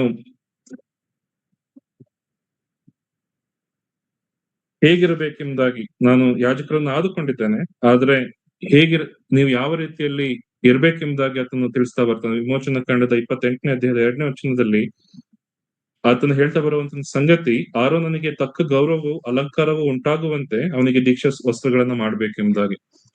ಅವರು ದೇವರ ಸೇವೆಗೆ ಬರುವಾಗ ಅವರು ಹಾಕಿಕೊಳ್ಳುವಂತ ಬಟ್ಟೆಗಳನ್ನು ಸಹ ದೇವರು ಯಾವ ರೀತಿಯಲ್ಲಿ ಹೇಳಿದಾನೋ ಅದೇ ರೀತಿಯಲ್ಲಿ ಅವರು ಬಟ್ಟೆಗಳನ್ನು ಹಾಕಿಕೊಳ್ಬೇಕು. 28ನೇ ಅಧ್ಯಾಯದಲ್ಲಿ ನಾವು ನೋಡ್ತಾ ಬರ್ತೇವೆ ಅದು ಯಾವ ರೀತಿಯಲ್ಲಿ ಆತನ ಬಟ್ಟೆಗಳನ್ನು ಹಾಕಿಕೊಳ್ಬೇಕು. ಆತನು ಮಹಾಯಾಜಕನಾಗಿದ್ದಾನೆ, ಅವನಿಗೆ ಡ್ರೆಸ್ ಕೋಡ್ ಇದೆ, ಅದೇ ಬಟ್ಟೆನ ಹಾಕೊಳ್ಬೇಕು. ಅವನ ಮಕ್ಕಳು ಯಾಜಕ ಸೇವೆಯನ್ನು ಅವನ ಜೊತೆಯಲ್ಲಿ ಮಾಡುವಾಗ ಅವ್ರಿಗೂ ಸಹ ಅವ್ರಿಗೆ ಯಾವ್ದೋ ಬಟ್ಟೆ ಹಾಕೊಳ್ಳಂಗಿಲ್ಲ, ಅವ್ರು ಸ್ಪೆಸಿಫಿಕ್ ಆಗಿ ಒಂದು ಡ್ರೆಸ್ ಕೋಡ್ ಇದೆ, ಅದನ್ನೇ ಹಾಕೋಬೇಕೆಂಬುದಾಗಿ ಆತನು ಹೇಳ್ತಾ ಬರ್ತಾನೆ. ಮತ್ತೆ ಎರಡನೇದಾಗಿ ಯಾಜಕ ಕಾಂಡದ 21ನೇ ಅಧ್ಯಾಯದಲ್ಲಿ ನಾವು ನೋಡ್ತಾ ಬರುವಾಗ ಅಲ್ಲಿ ಸಹ ಅನೇಕ ಸಂಗತಿಗಳನ್ನ ನಾವು ನೋಡ್ತಾ ಬರ್ತೇವೆ. ಯಾವ ಕೆಲಸಗಳನ್ನ ಯಾಜಕರು ಮಾಡಬಹುದು, ಯಾವ ಕೆಲಸಗಳನ್ನ ಯಾಜಕರು ಮಾಡಬಾರದು, ಅವರು ಯಾವ ರೀತಿಯಲ್ಲಿ ಮದುವೆ ಆಗಬೇಕು ಮತ್ತು ಹೇಗೆ ದುಃಖವನ್ನು ತೋರ್ಪಡಿಸಿಕೊಳ್ಳಬಹುದು, ಹೀಗೆ ಅನೇಕ ಸಂಗತಿಗಳನ್ನ ಅವರ ಲೈಫ್ ಸ್ಟೈಲ್ ಹೇಗಿರ್ಬೇಕು ಎಂಬುದಾಗಿ ಯೆಹೋವ ದೇವರು ಅವರಿಗೆ ತಿಳಿಸ್ತಾ ಬರ್ತಾನೆ. ಮತ್ತು ಅವರು ಮಾಡಬೇಕಾದಂತ ಕಾರ್ಯಗಳೇನೆಂಬುದಾಗಿ ಅರಣ್ಯ ಕಾಂಡದಲ್ಲಿ 6ನೇ ಅಧ್ಯಾಯದಲ್ಲಿ ಅವರು ಆಶೀರ್ವಾದ ಮಾಡುವಾಗ ಇದೇ ರೀತಿಯಲ್ಲಿ ಆಶೀರ್ವದಿಸಬೇಕೆಂಬುದಾಗಿ ದೇವರು ಅವರಿಗೆ ತಿಳಿಸ್ತಾ ಬರ್ತಾನೆ. ಮತ್ತು ಧರ್ಮೋಪದೇಶ ಕಾಂಡದ 21ನೇ ಅಧ್ಯಾಯದ 5ನೇ ವಚನದಲ್ಲಿ ನೀವು ಇಸ್ರಾಯೇಲ್ಯರ ಎಲ್ಲಾ ವಾಗ್ವಾದಗಳನ್ನ, ಇಸ್ರಾಯೇಲ್ಯರಿಗೆ ನ್ಯಾಯಗಳನ್ನ ತರುವವರು ನೀವಾಗಿರ್ಬೇಕೆಂಬುದಾಗಿ ದೇವರು ಹೇಳ್ತಾ ಬರ್ತಾನೆ.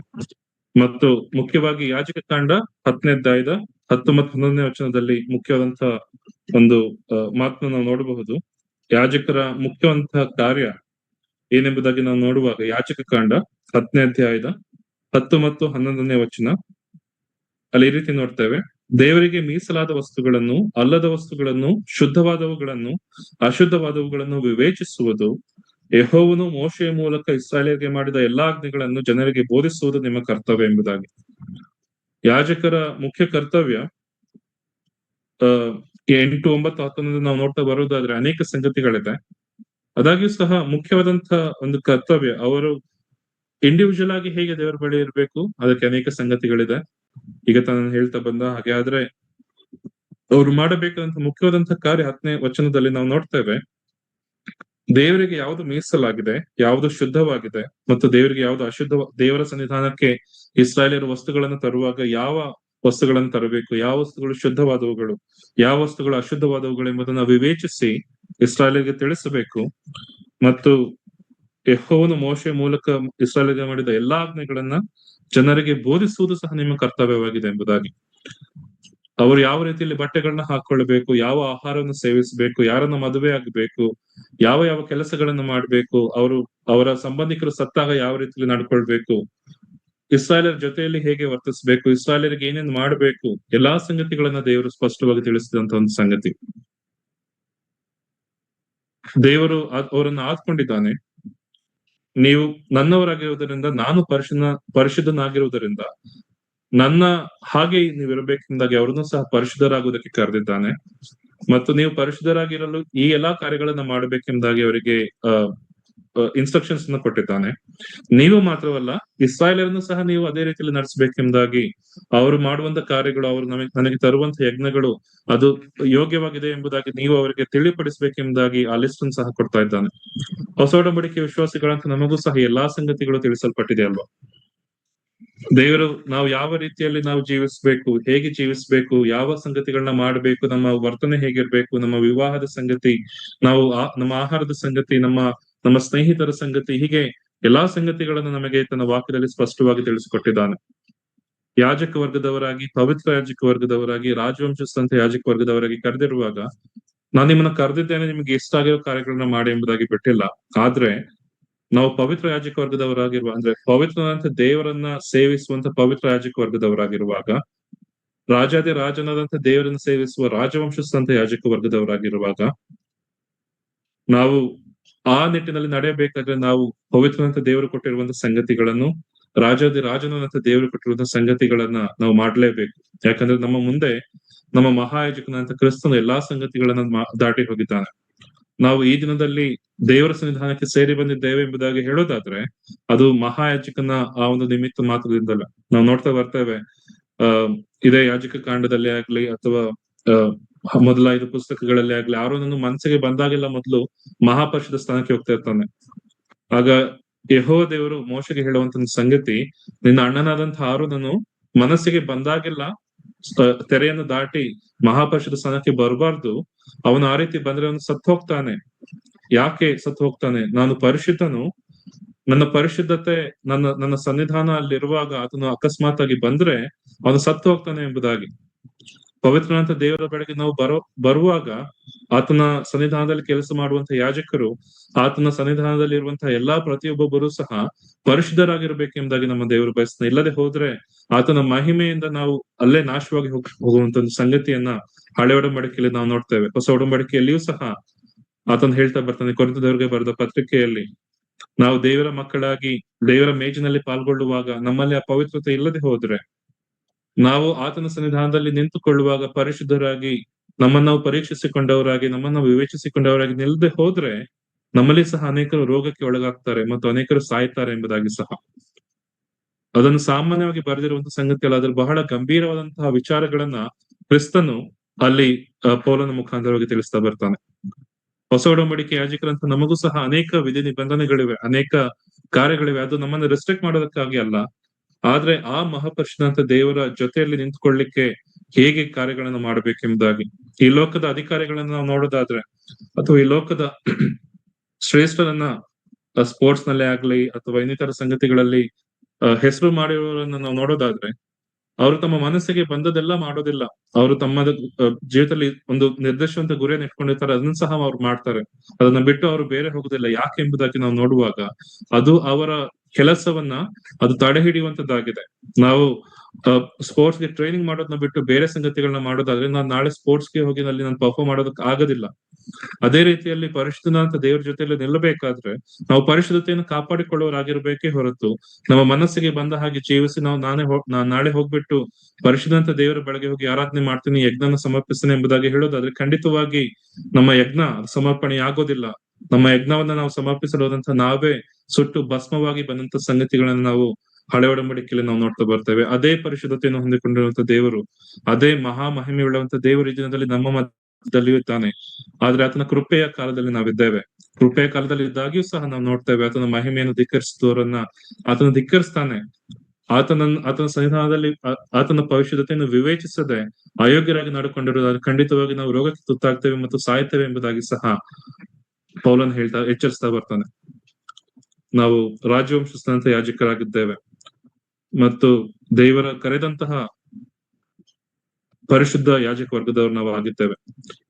ಈ ನಿಟ್ಟಿನಲ್ಲಿ ನಾವು ಹೇಗೆ ಜೀವಿಸ್ತಿದ್ದೇವೆ, ಹೇಗೆ ಜೀವಿಸ್ಬೇಕು, ಯಾವ ರೀತಿಯಲ್ಲಿ ನಮ್ಮನ್ನು ನಾವು ತೊಡಗಿಸ್ಕೊಳ್ಬೇಕು, ಪವಿತ್ರ ಯಾಜಕ ವರ್ಗದವರಾಗಿ, ರಾಜಕೀಯ ಯಾಜಕ ವರ್ಗದವರಾಗಿ, ನಮ್ಮನ್ನು ನಾವು ದೇವರ ವಾಕ್ಯದ ನೆರಳಿನಲ್ಲಿ ಕೂತವರಾಗಿ ನಮ್ಮನ್ನು ನಾವು ಪರೀಕ್ಷಿಸಿಕೊಳ್ಳುವಂತವರಾಗಿರೋಣ. ಹಾಗೆ ನಾವು ಮುಂದುವರಿತಾ ಬರ್ತಾ ಇದನ್ನೆಲ್ಲವನ್ನು ಸಹ ಇಸ್ರಾಯೇಲ್ಯರ ಅರಣ್ಯ ಯಾತ್ರೆಯಲ್ಲಿ ದೇವರು ಯಾಜಕರಿಗೆ ಈ ಅಪ್ಪಣೆಗಳನ್ನ ಕೊಡ್ತಾನೆ, ನೀವು ಯಾಜಕರಾಗಿ ಹೀಗೆ ಇರ್ಬೇಕು, ಹೀಗೆ ಮಾಡ್ಬೇಕೆಂಬುದಾಗಿ. ನಾವು ನಂತರ ನೋಡ್ತಾ ಬರುವಾಗ ಇಸ್ರಾಯೇಲ್ಯರು ಅರಣ್ಯ ಯಾತ್ರೆಯನ್ನು ಶುರು ಮಾಡುವಾಗ ನಾವು ನೋಡ್ತಾ ಬರ್ತೇವೆ, ಅವರು ಪ್ರಯಾಣ ಮಾಡ್ತಾ ಬರ್ತಾರೆ. ದೇವರು ನೀವು ಹೀಗೆ ಪ್ರಯಾಣ ಮಾಡ್ಬೇಕೆಂಬುದಾಗಿ ಅದನ್ನ ಹೇಳ್ತಾ ಬರ್ತಾನೆ. ಅರಣ್ಯಕಾಂಡದಲ್ಲಿ ನಾವು ನೋಡ್ತಾ ಬರ್ತೇವೆ, ನೀವು ಇದೇ ರೀತಿಯಲ್ಲಿ ಪ್ರಯಾಣ ಮಾಡ್ಬೇಕು, ಹೀಗೆ ನೀವು ಪ್ರಯಾಣ ಮಾಡ್ಬೇಕೆಂಬುದಾಗಿ.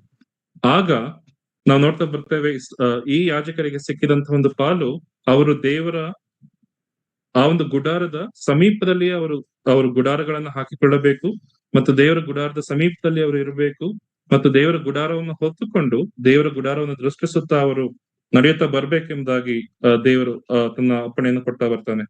ನೋಡಿ, ಅದನ್ನ ಅರಣ್ಯಕಾಂಡದಲ್ಲಿ ನಾವು ನೋಡ್ತೇವೆ. ಸ್ಕ್ರೀನ್ ಶೇರಿಂಗ್ ಆಪ್ಷನ್ ಸಿಗುತ್ತೆ. ನಾವು ಅರಣ್ಯಕಾಂಡದ 3ನೇ ಅಧ್ಯಾಯದಲ್ಲಿ ನಾವು ನೋಡ್ತಾ ಬರ್ತೇವೆ. ಅರಣ್ಯಕಾಂಡ ಹಲೋ ಇದೆ ಮಾಡಿ ಬರ್. Okay, thank you. ಅರಣ್ಯಕಾಂಡದ 3ನೇ ಅಧ್ಯಾಯದ 5ರಿಂದ 9ನೇ ವಚನ ಓದಿ. ಅರಣ್ಯಕಾಂಡ 3, 5ರಿಂದ 9.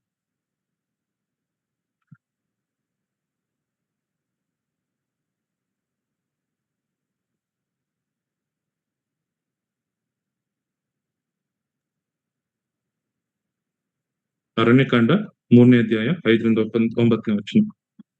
ಯೆಹೋವನು ಮೋಶೆಗೆ ಆಜ್ಞಾಪಿಸಿದ್ದೇನೆಂದರೆ, ನೀನು ಲೇವ್ಯ ಕುಲದವರನ್ನು ಹತ್ತಿರಕ್ಕೆ ಕರೆದು ಅವರು ದೇವರ ಸೇವಾ ಕಾರ್ಯಕ್ಕಾಗಿ ಯಾಜಕನಾದ ಆರೋನನ ಕೈ ಕೆಳಗಿರುವಂತೆ ಅವನ ಮುಂದೆ ನಿಲ್ಲಿಸು. ಅವರು ದೇವದರ್ಶನ ಗುಡಾರದ ಬಳಿಯಲ್ಲಿದ್ದು ಆದೋನನಿಗೋಸ್ಕರವೂ ಸರ್ವ ಸಮೂಹದವರಿಗೋಸ್ಕರವೂ ದೇವಸ್ಥಾನದ ಪರಿಚರ್ಯವನ್ನು ನಡೆಸಬೇಕು. ಅವರು ದೇವದರ್ಶನದ ಗುಡಾರದ ಸಾಮಾನುಗಳನ್ನು ಕಾಯಬೇಕು. ಇಸ್ರಾಯೇಲರಿಗೋಸ್ಕರ ದೇವಸ್ಥಾನದ ಪರಿಚರ್ಯವನ್ನು ನಡೆಸಬೇಕು. ನೀನು ಲೇವಿಯರನ್ನು ಆರೋನನಿಗೂ ಅವನ ಮಕ್ಕಳಿಗೂ ಒಪ್ಪಿಸಬೇಕು. ಸಾಕು ಸಿಸ್ಟರ್, ಥ್ಯಾಂಕ್ ಯು.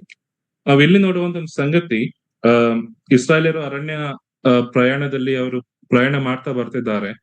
ಅವರು ಪ್ರಯಾಣ ಮಾಡ್ತಾ ಬರುವಾಗ ಅರಣ್ಯಕಾಂಡದ ಮೊದಲನ ಅಧ್ಯಾಯದಲ್ಲಿ ನಾವು ನೋಡ್ತಾ ಬರ್ತೇವೆ, ಇಸ್ರಾಯೇಲರನ್ನ ಲೆಕ್ಕಿಸ್ತಾರೆ ದೇವರು, ನೀವು ಯುದ್ಧಕ್ಕೆ ಸಿದ್ಧರಾಗುವ ಹಾಗೆ ನೀವು ಸಿದ್ಧರಾಗಿ ಪ್ರಯಾಣ ಮಾಡ್ಬೇಕು ಇನ್ ಮುಂದೆ. ಯಾಕಂದ್ರೆ ನೀವು ದೇವರು ವಾಗ್ದಾನ ಮಾಡಿದಂತ ಕಾನಾನ್ ದೇಶಕ್ಕೆ ಹೋಗ್ತಿದ್ದೀರಿ. ಆಗ ನೀವು ಈ ರೀತಿ ಪ್ರಯಾಣ ಮಾಡ್ಬೇಕೆಂಬುದಾಗಿ 2ನೇ ಅಧ್ಯಾಯದಲ್ಲಿ ನಾವು ನೋಡ್ತೇವೆ. 2ನೇ ಅಧ್ಯಾಯದಲ್ಲಿ ದೇವರು ನೀವು ಹೇಗೆ ನೀವು ಹೊರಡಬೇಕು, ಮುಂಭಾಗದಲ್ಲಿ ನಾವು ನೋಡ್ತಾ ಬರ್ತೇವೆ, ಸೂರ್ಯೋದಯವಾಗುವಂತ ದಿಕ್ಕಿನಲ್ಲಿ ಯಹೂದ ಕುಲ ಮತ್ತು ಅದಕ್ಕೆ ಸೇರಿದಂತ 3 ಕುಲದವರು. ಈ ಸ್ಕ್ರೀನ್ ಅನ್ನ ನೀವು ನೋಡೋದಾದ್ರೆ ಅಲ್ಲಿ ನಮ್ಗೆ ಸ್ಪಷ್ಟವಾಗಿ ತಿಳಿಸಲ್ಪಡುತ್ತೆ.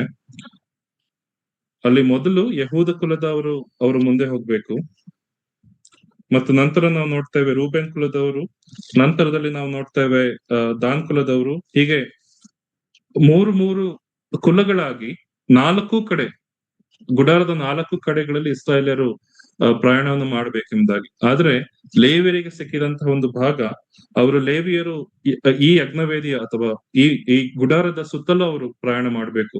ಉಳಿದ 11 ಜನಾಂಗಗಳು ಅಥವಾ 11 ಕುಲಗಳು ಅವರು ಈ ಗುಡಾರದ ಸಮೀಪಕ್ಕೆ ಬರುವಂತಿಲ್ಲ. ಒಂದು ಡಿಸ್ಟೆನ್ಸ್ ಇದೆ, ಆ ಡಿಸ್ಟೆನ್ಸ್ ಅವರು ಬಿಟ್ಟು ಬರುವಂತಿಲ್ಲ. ಆ ಡಿಸ್ಟೆನ್ಸ್ ನಲ್ಲಿ ಅವರು ಪ್ರಯಾಣ ಮಾಡಬೇಕು, ಗುಂಪಾಗಿ 3 ಕುಲಗಳಾಗಿ. ಆದ್ರೆ ಲೇವಿ ಕುಲಕ್ಕೆ ಸಿಕ್ಕಿದಂತಹ ಒಂದು ಭಾಗ್ಯ ನಾವು ನೋಡ್ತಾ ಬರ್ತೇವೆ. ಅವರು ಆ ಗುಡಾರವನ್ನು ಹೊತ್ತುಕೊಂಡು ಗುಡಾರದ ಸುತ್ತಲೂ ಅವರು ನಡೆಯುತ್ತಾ ಬರ್ಬೇಕು. ಈ 11 ಕುಲಗಳು ಏನ್ ಮಾಡ್ತಿದ್ದಾರೆ, ಅವರು ನಮ್ಮ ಸುತ್ತಮುತ್ತಲು ಯಾವ ವಿರೋಧ ಬರ್ತಿದ್ದಾನೆ, ನಾವು ಅನ್ಯರು ನಮಗೆ ವಿರೋಧಿ ನಮ್ಮ ಬಳಿಗೆ ಬರೋದಾದ್ರೆ ನಾವು ಹೇಗೆ ಅವ್ರನ್ನ ಅಟ್ಯಾಕ್ ಮಾಡಬಹುದಾಗಿ ಅವ್ರು ಯೋಚನೆ ಮಾಡ್ತಾ ಬರೋದಾದ್ರೆ, ಈ ಲೇವಿ ಕುಲದವರು ಅವ್ರು ಏನ್ ಮಾಡ್ಬೇಕು, ಅವರು ದೇವರ ಒಂದು ಗುಡಾರ ಹೇಗಿದೆ, ದೇವರ ಗುಡಾರ ಅದು ಯೋಗ್ಯವಾಗಿದೆಯಾ, ದೇವರ ಗುಡಾರದ ಎಲ್ಲಾ ವಸ್ತುಗಳನ್ನು ನಾವು ಹೊತ್ಕೊಂಡು ಬಂದಿದ್ದೇವೆ ಎಂಬುದಾಗಿ ಅವರು ಯೋಚನೆ ಮಾಡುತ್ತಾ ಅವರು ಈ ಸಂಗತಿಗಳನ್ನ ಮಾಡ್ತಾ ಬರ್ಬೇಕು. ನೋಡಿ, ಇದನ್ನ ನಾವು ನೋಡ್ತಾ ಬರ್ತೇವೆ. ಇದೇ 4ನೇ ಅಧ್ಯಾಯ